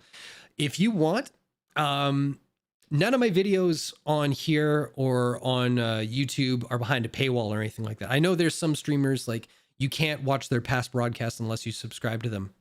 You can see all my stuff. And there's at least 5 long play videos of me trying out Hades. And I thought, like, Hades sounded like a game that wouldn't be up my alley, because I am not good at things like fighting games, like Mortal Kombat. I'm a button masher and pray to God that I win. I suck at that game. So when it's a fast paced kind of dodge this, hit that, do this, hit the special move kind of thing and strategy, I can't do that. Like my brain doesn't function like that. But Hades, it does such a good job of recognizing different levels of players and play styles. And it keeps it simple enough that you feel like a badass going through the whole thing. And it is ridiculous fun. Like I didn't think I would enjoy the game as much as I thoroughly enjoy it. And it is so well done. And to think like it was done by such a small group of developers throughout a pandemic as well. And to see that caliber of polish and that much depth into an indie title, it's incredible, incredible. And it's a game you could play from now until the end of Dawn, and you will discover new things that make it a totally fresh experience each and every time that you pick up the controller. Can't talk about that game enough, how great it was. Oh, please do talk about D&D. I miss playing with my campaign. I can't wait to start playing. Oh, Lamb! Why aren't we not best friends? Oh my God. So, Chuck, you can back. Well, the heck. Hi, everyone. It's that time in the stream again where I gush about my D&D crew. Oh my goodness. So yeah, Lav, me, Chuck, who you see here, Slobula, and what was her? Ghost Figs that was in here before, Ari, and we got a couple of other people, Xander and Fred. They Xander, Fred, and Ari, they live in Montreal, and Chuck here, she lives in Winnipeg with me. Chuck I've known since we were like wee little kids, and she would come over to my house and drag me out from dinner, and we would go play tennis at St. Germain Park, and it was the best time of my life. And so we'd always kind of circle around each other, and so all of a sudden, like, she actually did one of my tattoos, and yeah, she's like one of the greatest human beings like you could ever hope to know in your life. And all of a sudden I saw on Twitter, because we both are obsessed with Critical Role. We love that show. I think I mentioned this to you too, Lav, where it's something to look forward to each and every week, and it's amazing. But Chuck kind of put it out to the world that she was doing a new D&D group, and should anybody want to participate, Dungeon Master player, let her know. I wanted to, but the timing didn't work out for the group. So I was just crushed, because it would have been so dope to like have my childhood friend in a D&D group. And unfortunately, well, I should say fortunately for me, her group kind of fizzled real quick. Just the dynamics weren't right. But she met a couple of girls from the group that she really connected with and wanted to still pursue something. Chuck writes me, she's like, hey, so remember that thing that you can do? Do you want to do it if we have this other group and we can make it work out? Yes, yes, yes. Oh my God. I had DM'd a small little campaign with my family members just to kind of show them what was really special about D&D to me. And it was fun, but it was over way too quick. And then years went by and I was just a player, and I wanted to take another crack at it. And after looking at like Critical Role, Dice Camera Action, Penny Arcade, and Acquisitions Incorporated, all these different D&D shows, you kind of pick up on like things you like, things you don't like, things like you would want to try, things you would want to test. And I got so damn lucky meeting Chuck, Ari, Fred, and Xander, and finding out that we have so many things in common, so many things that we loved about the game of D&D that were shared. And the idea that, holy crap, we're all huge Critical Role fans, and they have D&D books. We could do a campaign set in that universe. And oh my God, hold up. There's some chat stuff I'm going to check. Yay, home slice. Oh, gee whiz. Born storyteller. This guy. Oh, shucks. Oh, absolutely. Storyteller. It's because I don't shut up. That's why. But yeah, it was so much fun. And it was crazy. We got to do like, we started off just by like one-on-one sessions, right? So each player, I took them aside and they came up with beautiful, brilliant, deep characters.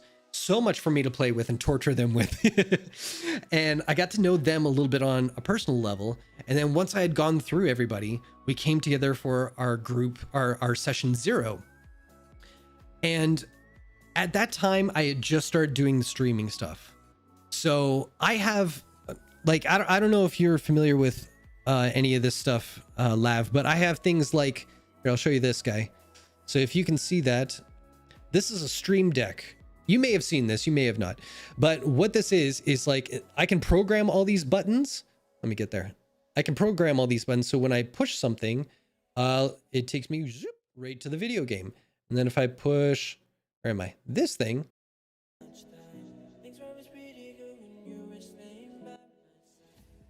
And so, yeah, it's all this one button kind of touch stuff where I can set it to queue up a certain scene, like this camera or the game or the music, or turn the music down, all these kinds of fun things. And so I thought, I know how I can incorporate that into the D&D game. And then I also have my mixer, which allows me to do crazy voices like this. You know, so all these kind of fun things. And I thought, okay, so I don't know how to do 1001 voices like Critical Role does, but I can fake it with this thing. And I knew what things I wanted in a D&D session for players. And so slowly I started piecing things together and then writing the story and doing all these fun things so that when we finally came together for our first session, I was so excited for this. And this is what sucks, is that I had my script open here and I had the battle map on this because I have 3 monitors, right? So I had the map here, I had my script here, and I had the music set up over here.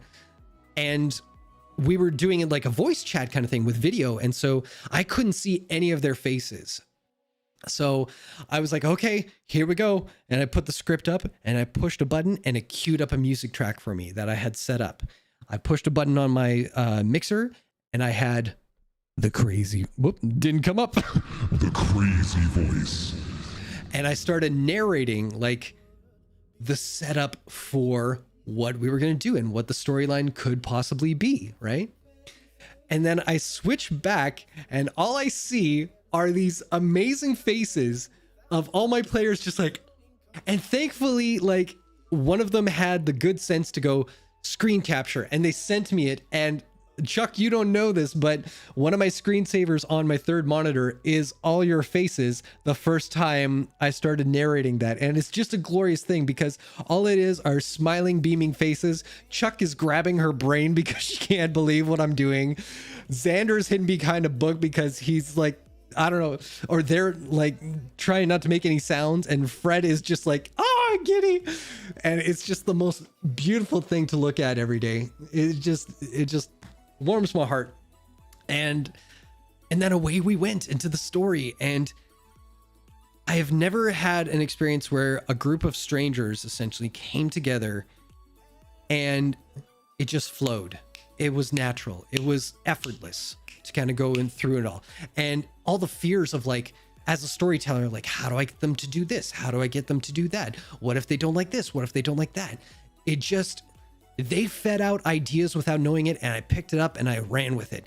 And there were other things that I planned, and we would eventually get to that.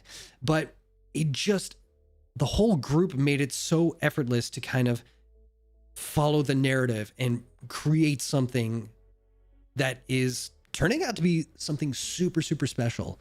And yeah, I personally, I didn't know that I needed some sort of creative outlet like that as much as I do now.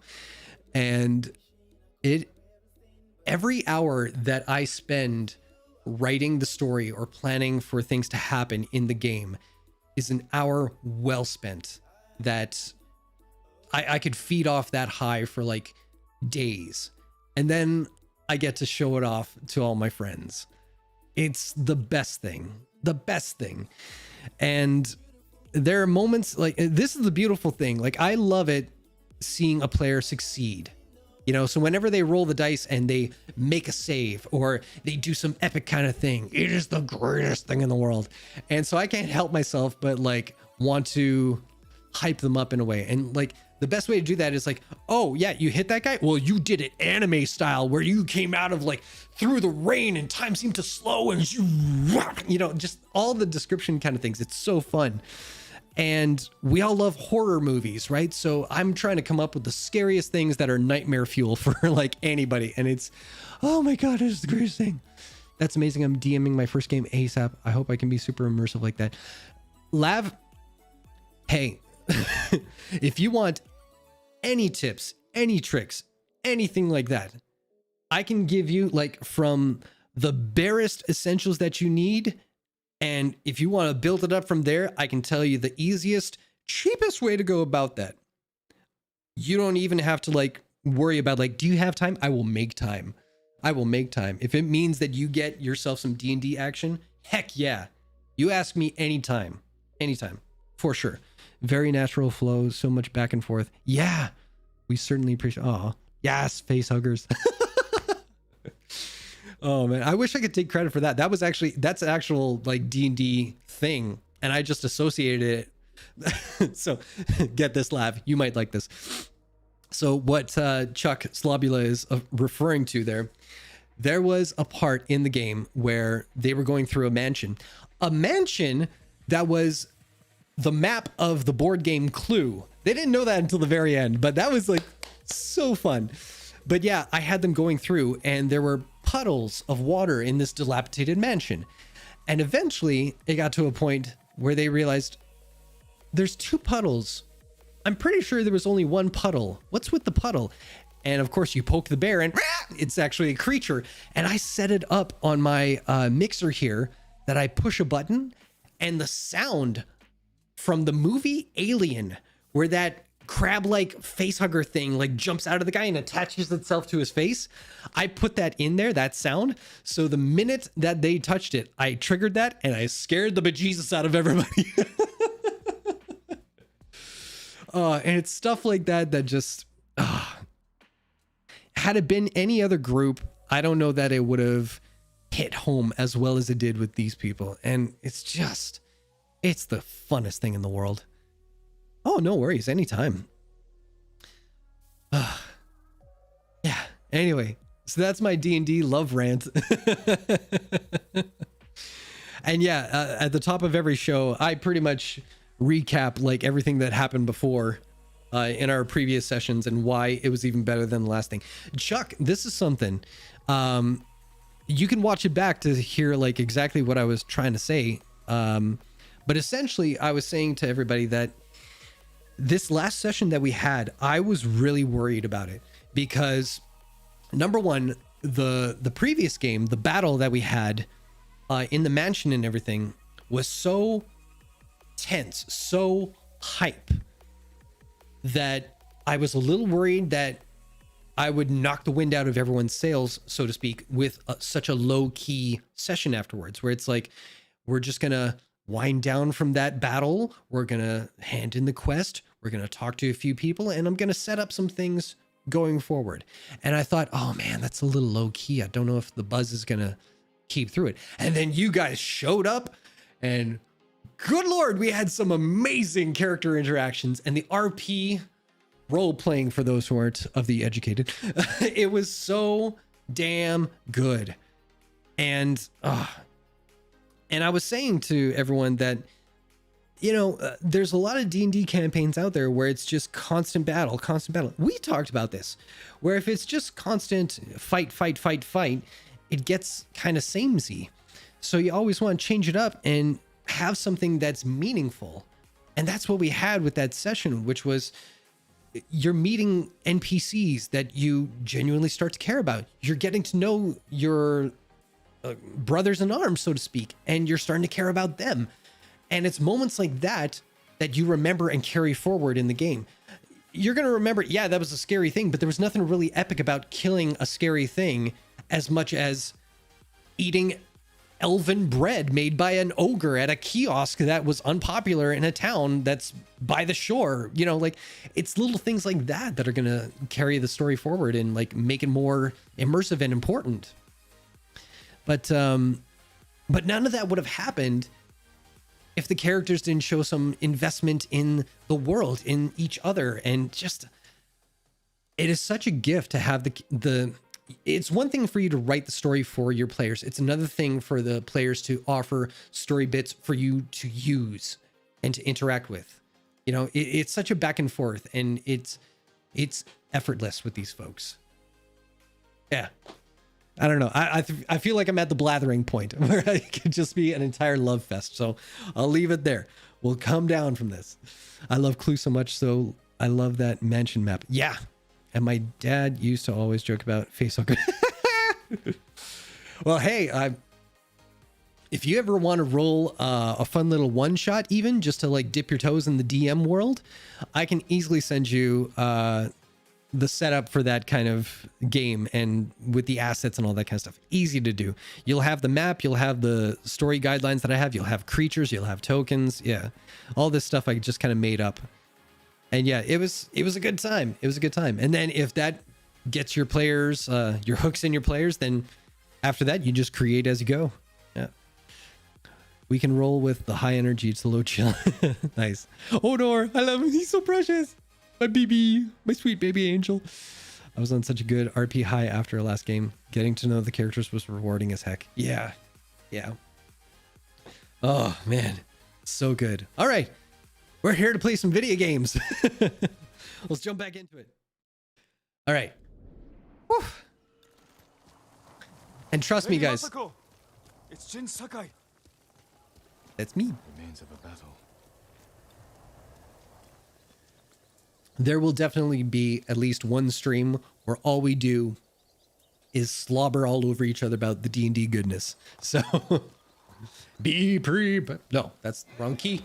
Be prepared. There we go. Gotta get my Scar from Lion King voice on. Where's the entrance? Ah, jeez. What? Oh, come on. Oh, you want to fight? Oh, you want to fight? Want to fight? Want to fight? Ah, okay. You came for a fight. Okay, you know what? You just need to calm down. Why can't I lock onto these guys?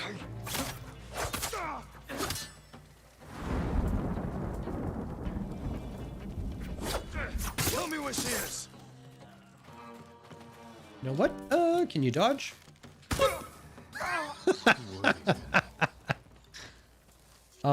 You're suffering? I'm gonna search you first. Not Mongols.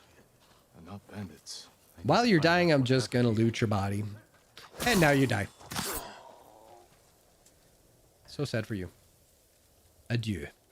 That's French. This is Japanese. I'm an idiot. Okay. Where's she at? She in here? Hello? Oh, not what I wanted to do. Go back, please. I wanted to grab that. Thank you. I mean, this game, this is so pretty. Okay. Did I just walk over dead people? No. Okay. Okay. Is there anyone else here? Oh, over there. Okay.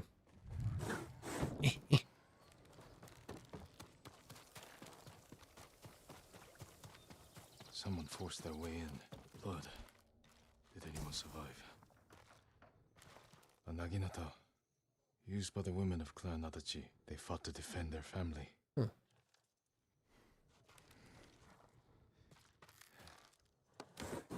Ransacked. But no signs of violence.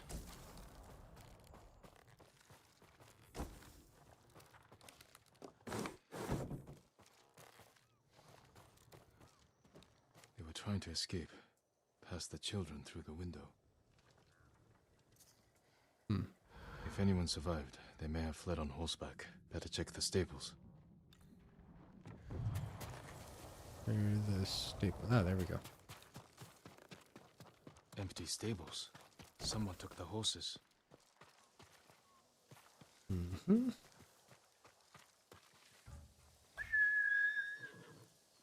here, boy. Horse tracks. Someone fled the estate. They left a trail.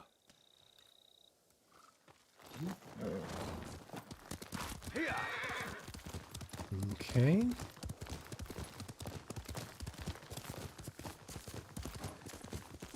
I like this, that you actually have to look for a trail. Some games, they just give you, like, This horse belonged to Clan the actual line to follow. This one, you actually gotta rely on visual aids. It's not too terrible. I mean, they're obvious visual aids, but it's just nice. Jeez. Lady Mazako, it's me.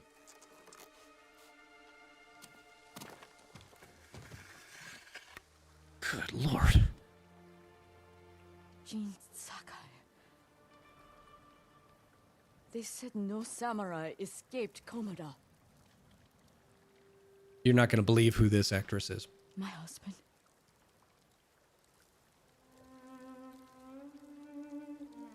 Lord Adachi died a warrior's death, defending our home. I'm sorry, what? Do I have a little Twitch avatar or anything? I've been wanting to draw something and I'd love to do fan art.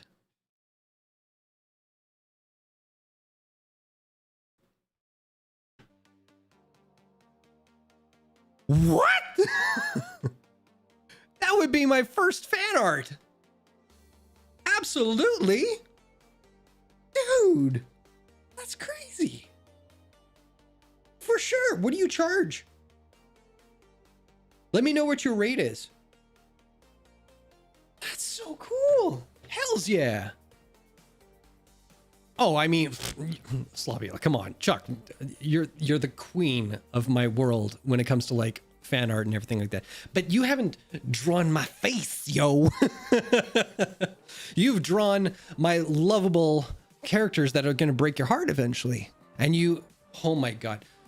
Good Lord. Lav, if you missed it, I think I only mentioned it at the top of the show before you came in here, but our D&D group now has a Twitter account.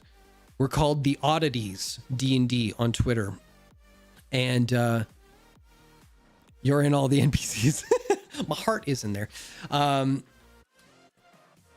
Yeah, if you follow us on Twitter, we're probably going to be posting a lot of Chuck's art for all the characters and a lot of scenarios and everything like that we go through.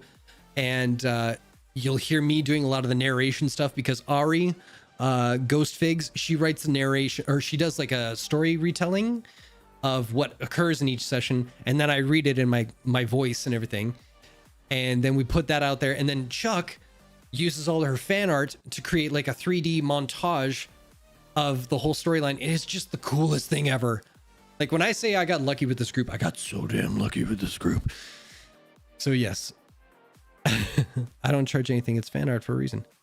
No. We're going to get you a chunk of change for this thing. Yeah, you give me a price that you would like, and I'm definitely going to pay for it. Yeah. You either give me a price tag or I'm just going to slip your mom some money. It sounds so weird when I say it like that. But one way or another, you're getting paid for it. But yeah, that'd be cool.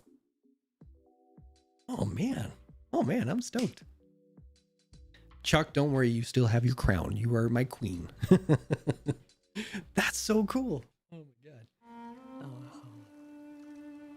So I'm going to blow your mind when I tell you who this is. The Mongol Khan has captured Lord Shimura. If your clan joins me, we can save my uncle. He's got lightning bolts on his swords. See that? Clan Adachi is dead. Massacred by our own people. Traitors. Why would they kill those who swore to protect them? I intend to find out. I'm coming with you. No, do not set aside your concerns for mine. The family of samurai are my concern. I know what it means to be the last of one's clan. I cannot be responsible for your death. You won't be. Because I'm a ghost. Tsushima. Ride with me. Okay, so. Ah, Lady Masako. My absolute favorite character in this game. I'm not gonna play much of the storyline for these characters aside from these first missions because Chuck, I do not want to spoil story stuff for you as much as possible. But that actress, the face, the voice, her name is Lauren Tom. And you might know her if you've ever watched Futurama. She is Amy Wong from Futurama. So if you can imagine Amy Wong's voice, like, ah, you know, that kind of stuff. And she is the most dramatic, the most amazing like character in this whole game. It just blows my mind. I know, Amy. No money, but I would love a reference for your little avatar. If there isn't an avatar, I can just draw you. If you, well, yeah, I do have an avatar, but I ripped it from an Archie comic. It was so funny because there was a girl I was dating like a long time ago, and she was in line at Safeway, and she looked up and she saw one of those Betty and Veronica double digest things. And apparently there was like some contest like, oh, who should this character date? Vote now, this guy or this guy. And one of them was a character named George. And before I started working at Deep Roots, where I wear all black, I used to wear white shirt and denim jeans for my uniform. It was just, I had 12 white shirts, I had 12 pairs of jeans, and that was it. And then, of course, my beautiful bald head. The dude on the cover, spitting image of me. So she bought me the thing, and I was like, oh, that's kind of funny. And then, of course, like I would be in line at Safeway some days, and I would see the double digest, the Betty and Veronica, and I'd say to the cashier, hey, look, it's me. See? Because all bald guys look alike, right? But so I found that online, that cover of that image. And so that's what you see as my avatar right now, is the character from the Archie book. Just used as my avatar. And I think there's also a girl who's looking at him like, oh, heart bubbles and everything. So that's it. But yeah, if you want to take a shot at like this chrome dome, like for sure, go for it. I am all for it. And I will happily put that out there, and I will happily give you a shout out every time, because that is just amazeballs. From Futurama. Yeah, exactly. I love that show. Oh my God. Anyway. So that was my little surprise. We're riding with Amy. Let's go, Lulu. Oh my God. I just realized something. He just called the horse by its name. I picked that name. The first time I started up the game to test it, it gave me the option to pick my horse's name, and there were 3 names. And then when we started the stream and I restarted the save, there were 3 different names. So that's at least 6 names for the horse. Depending on what I chose, my character now calls the horse by the name I chose. Good Lord. That is crossing your T's and dotting your I's, people. They were waiting to finish what Wow. I started. The night my husband and sons rode to face the Mongols. Peanut butter Trostin Gemmer? What in the what? In this house we love the crumble. Yes. Because on a moonlit night, I am the flashlight. Bing. Name of my horse. Oh, I should clarify. The game gives you options. It doesn't let you like type in the actual name of your horse, and then it will say peanut butter toast and jammer, trust and jammer. I don't know how you say it. That sounds German. I wish that was the case, because that would be amazing. Because then I could be riding on a horse called Ted. I don't know. I'm not that creative on the spot. But yeah, like the options that it gives you, I would love to hear that is a severe tone. Do you hear that as a severe tone? What, like in the middle of, oh, like your name? Like in the middle of combat? Like, hey, we ride to victory, peanut butter toast and jammer. That would have been great. Well, there you go. You can use that. In a severe voice.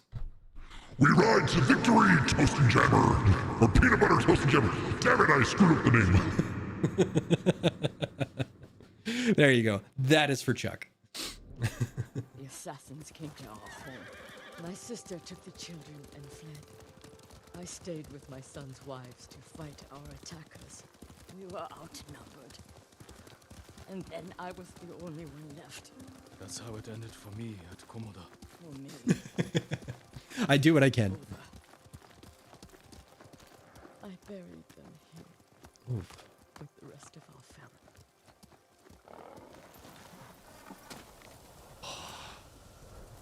The leaves and everything. Oh my god, this game, it's so pretty.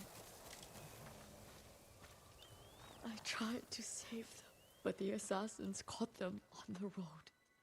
Cut them down. My sister. My grandchildren. Even little Natsu. She was just born. All I could do was bury her with her mother. This never should have happened. My sister should have been buried with her husband in the north. But at least she is with family.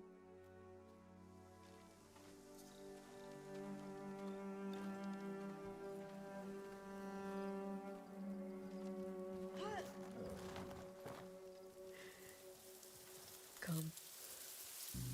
We ride for the Golden Temple.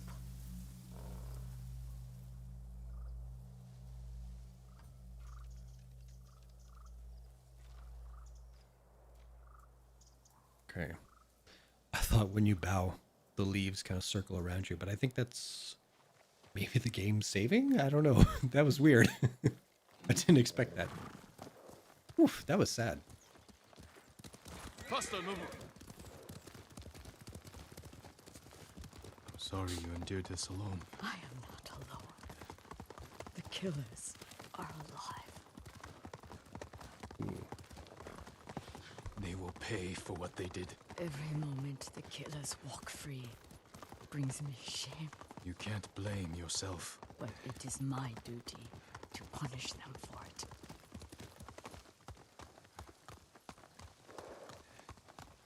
I know. I won't lie, guys. I got a little teary-eyed, and I was like, "Oh God, I can't look at the camera." You'll have to go in with me. Find the monk named Sogen and tell him the fate of Clan Adachi. What are you plotting, Lady Masako? Indulge a grieving widow. Once you've talked to Sogen, find the armorer. She is repairing something for me. I want you to have it. I will do that. Thank you. I will wait for you on the other side of the temple. See you on the other side of the war. There are... this is something to laugh. There are certain games that I would absolutely love to play on the stream. But I know for a fact I will weep like a baby.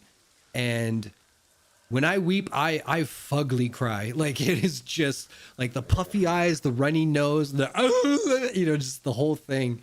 It is not a good look. And I have one of those faces where people would tune in and then they see that and like, oh, I can't look at that. No, you know, just it's awful. But I love those games because like the stories, like it's amazing that games can like have that kind of impact, right? What am I doing? Where am I? Oh, I'm supposed to go here. But yeah, I don't know if I want to put that face on the internet. Oh, I'm here. Oh, I love this place. It is an honor. Hey, what up? Are you in charge here? I think of myself as more of a servant, my lord. Please, call me Junshin. I made this temple a haven for our people. I'll spread the word. If they cannot make the journey, there are also camps around Ariake. I supply them with all the food I can spare. That's good to know. I'm looking for one of your fellow monks, a man named Sogen. I believe he is sweeping the temple deck. Thank you, Junshin. Continue your good work. God. You know, like, looking at all this, like, I'm in camera mode right now, so we're just going to scooch around here. It sounds really stupid at first, but it's games like this where they show you, like, the culture of an entire country and how beautiful and majestic and how rich, like, its history and its customs are. You want to go there. Like, I look at this and I'm like, yep, I'm going to Japan. That's the next place I'm going to.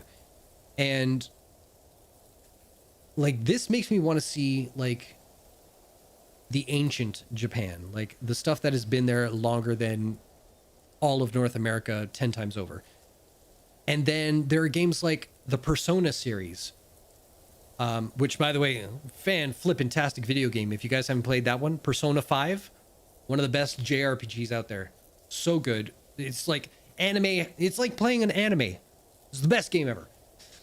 But I see that, and that makes me want to go to Tokyo to experience that. So there's this side of Japan, and then there's that side of Japan.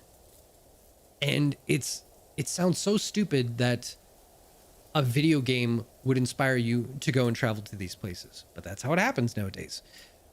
Before video games inspired me, I watched movies, and seeing locations in movies made me want to go see those things.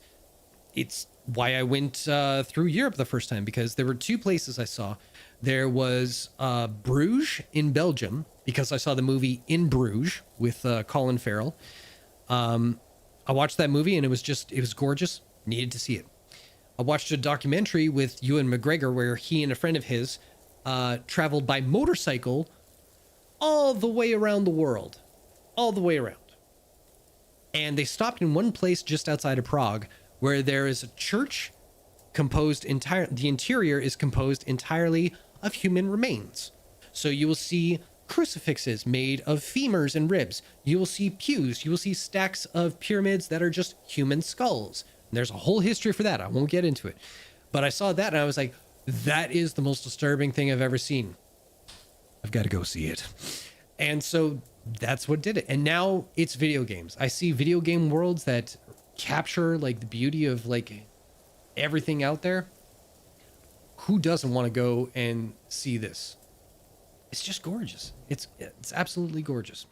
Anyway, ain't nothing wrong with a good cry. I love video games with emotional scenes. I take a lot of inspiration from my art and writing from video games. Heck yeah. I mean, a lot of the things that I have planned later down the road for our D&D game, which we all love. That's the greatest thing. It's ripped right from video games. I mean, heck, I don't know if Chuck picked up on this. I don't even know if you played the game. I think you did. But the island that I sent them to, where that mansion with the clue map was, it was called the Island of Yarnum. Yarnum is a section of the map in the video game Bloodborne. And then they go in there and they meet a character called Lorelei Canehurst. Canehurst is another location from Bloodborne. Spoilers, but that's where I got it from. But yeah, like we grab inspiration wherever it comes from. So it can come from video games, it can come from movies, TV, anime, manga, comic books. I get a lot of stuff from comic books. And yeah, you find inspiration from some of the strangest places you didn't expect it, you know? And it just adds for such goodness, and your mind just, if it inspires you, it was worth it. Doesn't matter where it came from. That's kind of the point I'm going for. I should go again. I know a good bar. Hey, yeah. You got to watch World's Most Dangerous Roads. I've heard of that. What is that? What made me want to go to Siberia? That's a tough sell. So I'm definitely gonna have to watch World's Most Dangerous Roads, because Siberia does not sound like a good. Being from Winnipeg, I mean, none of us want to go vacationing to some place where it's like freaking cold. Oh, not familiar with Bloodborne. Oh my God, Chuck, stop everything. I need to lend you Bloodborne, because that game will tickle all your fancies. Okay. It is, well, it's a challenging game like the Dark Souls games, right? Made by the same people, but it has got gothic horror from start to finish. It's like you are walking through the set of Frankenstein, the 1930s one, right? And all the creatures, it's werewolves, it's zombie men, it's just so good. It's like possession and demons, and oh, it is so damn good. So damn good. You would absolutely love it. I have no doubt in my mind. I know so much because my boyfriend always talks about it. He loves Bloodborne so much. Yes. Oh my God, I love those games. Comedians and actors travel on the world's most dangerous roads. Really? Where will I find the time to play? Oh, I know. But yeah, that's exactly why I do the stream, because like I was getting to the point where, and I don't know if anyone else kind of feels this way. Please let me know in the chat. And wait, did I miss it? Kari Chen, hi, kiddo, hi. I got all this stuff and I didn't want to go without saying hi to you. Hi, how was practice? But that's the thing. It's like, we all love video games in this chat, obviously. We love our D&D. We love movies. We love our comic books. We love manga. We love books. We love shows, documentaries, all this kind of stuff. We have a plethora of stuff, not even tapping into like the music we want to listen to on a daily basis. And then there's this thing called life. There's school. There's work. There's all these things that it means we have even less time to tap into all these things. And when you have such an abundance of things that you can just sit down and consume, you're almost left paralyzed by trying to find the time or to decide on what to do. And that's half the reason why I'm doing the live streams now. I love video games. I love doing all this and like chatting with you guys. Best part of it all, which is why we're doing this right now. But oh yeah, I got to go do that. The thing is, we have to start scheduling time to do these things, you know, because when I was a kid, video games were deemed a waste of time or brain rot or something like that. And now when we see they have evolved so much where just a single scene where it can move you, that's important, you know, because truth be told, my life is pretty flippin' fantastic day in and day out. Like I really have nothing to sulk about on a day-to-day basis. So there are video games that are emotionally compelling, things that hit you hard. And it's great because I don't want to lose knowing how that feels. You know what I mean? It sounds weird, but even some of the music I listen to a lot of like sad, sappy music because I don't have a lot of sad in my life. So it's nice to kind of have that reminder of how that feels and that emotional pull, right? It's sadistic in a way. But there it is. But it's important to make time to do these things. Even if it's just 4 hours a week, jumping online, playing a video game, and talking to all you folks. If it just means like I get to do the things that I love, you know, I schedule it, I make time for it. And that's important because you need that. Because otherwise, why the heck are we, you know, working 8 hours a day, going to school 8 hours a day, putting so much effort into getting a job, a house, a car, you know, a pet, a dog, a family, all that kind of stuff. If you're not finding moments to enjoy the things that you love, then it's not worth it, you know?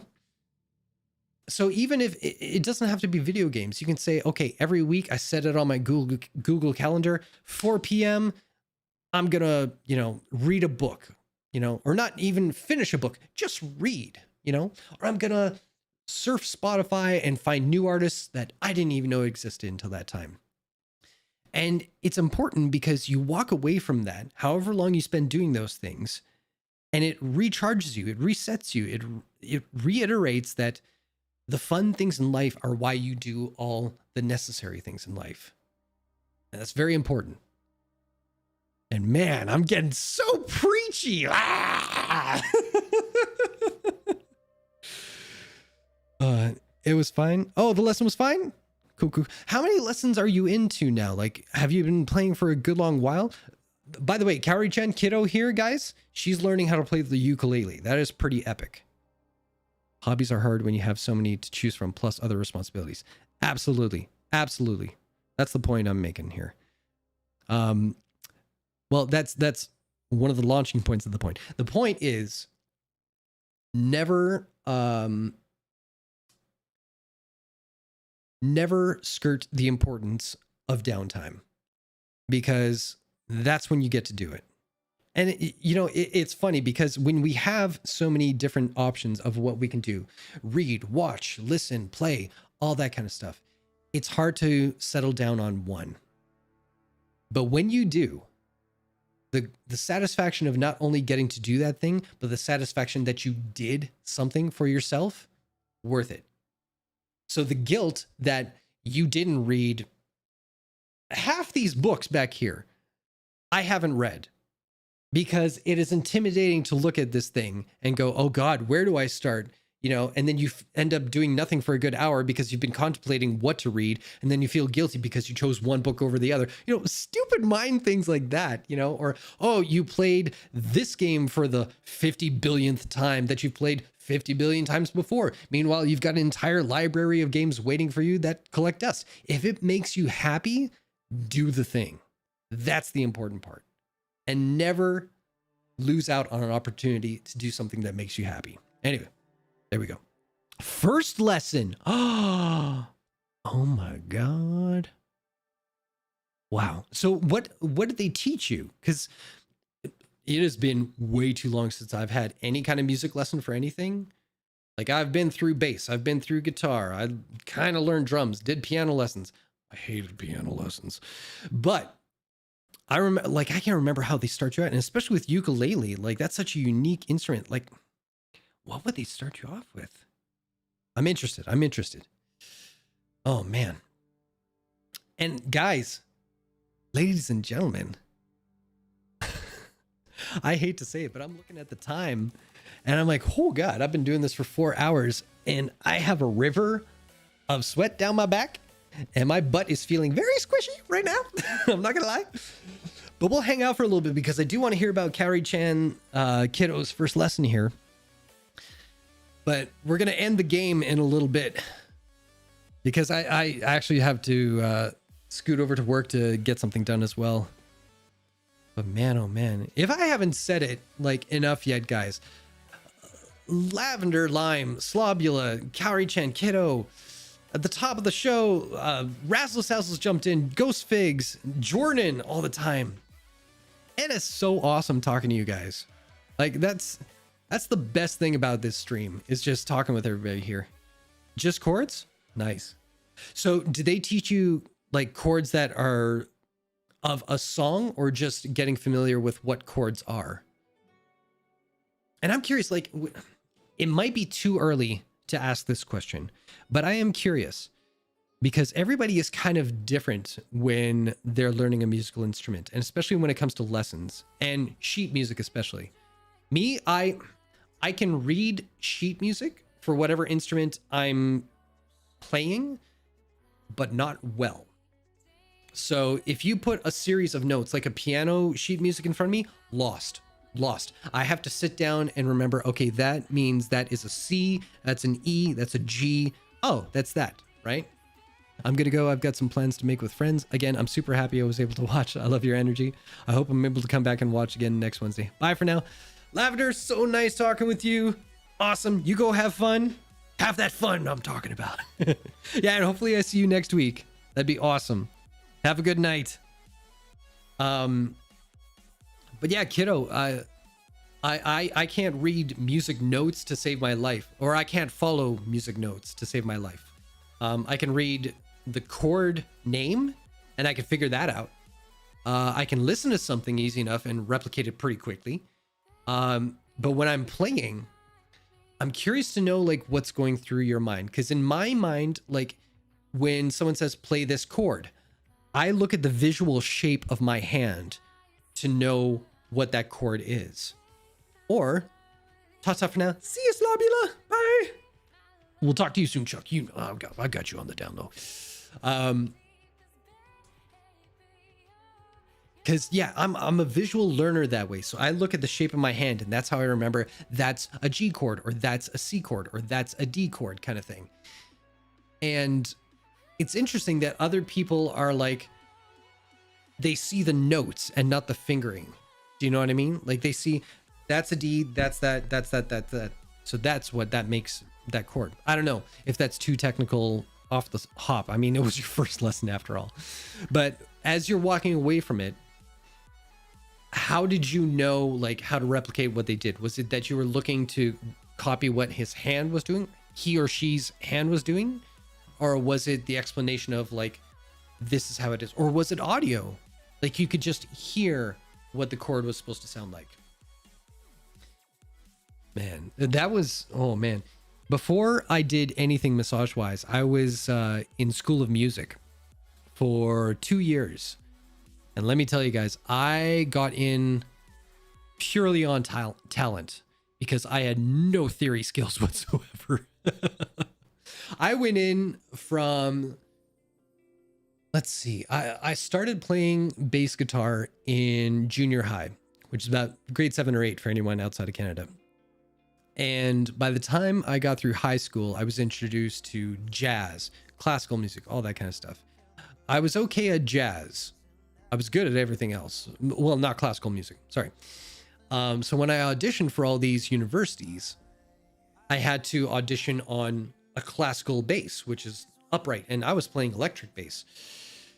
So it was a 3-month crash course to learn one piece so I could get into the School of Music. And luckily, I had a good enough ear that I could replicate something and figure it out. But it was a completely different beast. And then because I got in for that, and then they were like, okay, now we're going to throw you into the classical orchestra. What now? And there were like 32 notes, a string of 32 notes on this one sheet of music in one little like section. And all the other bass players of the orchestra, they were just, and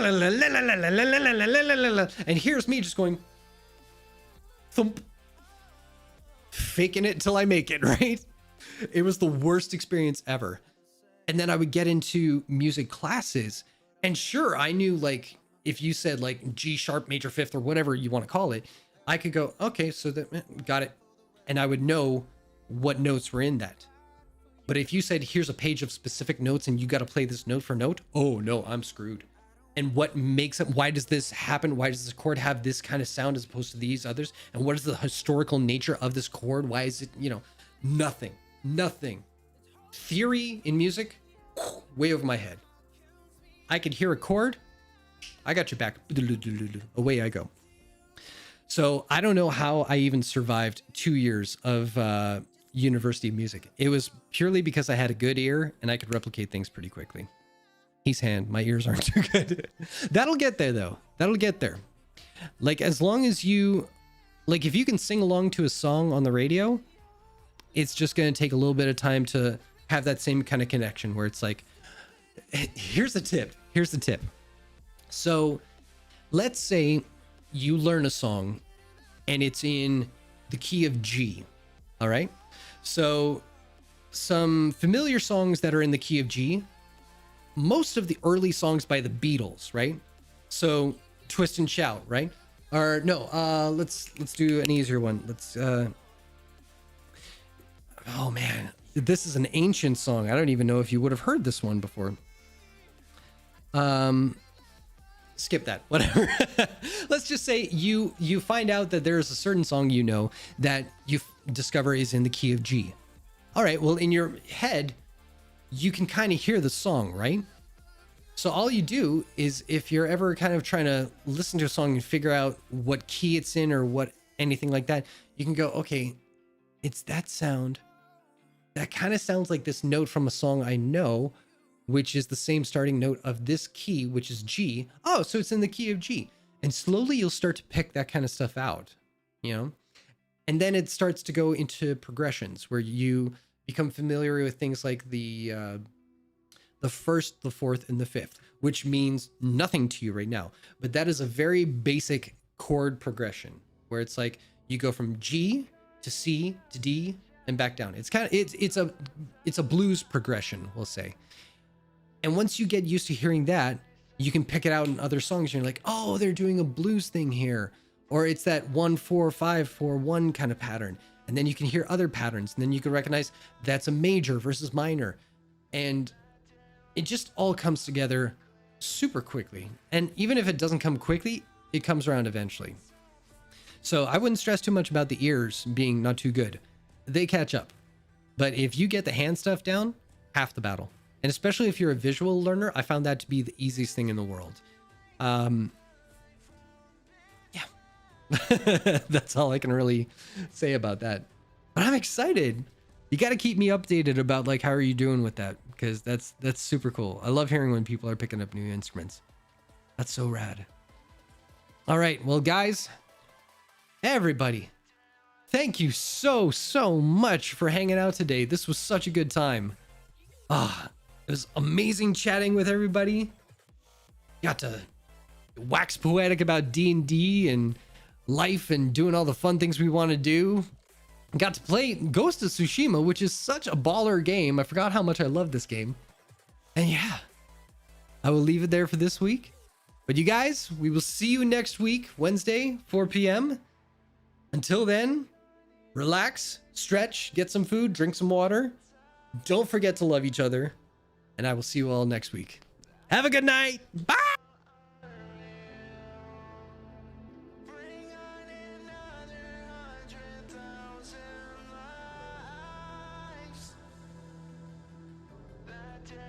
So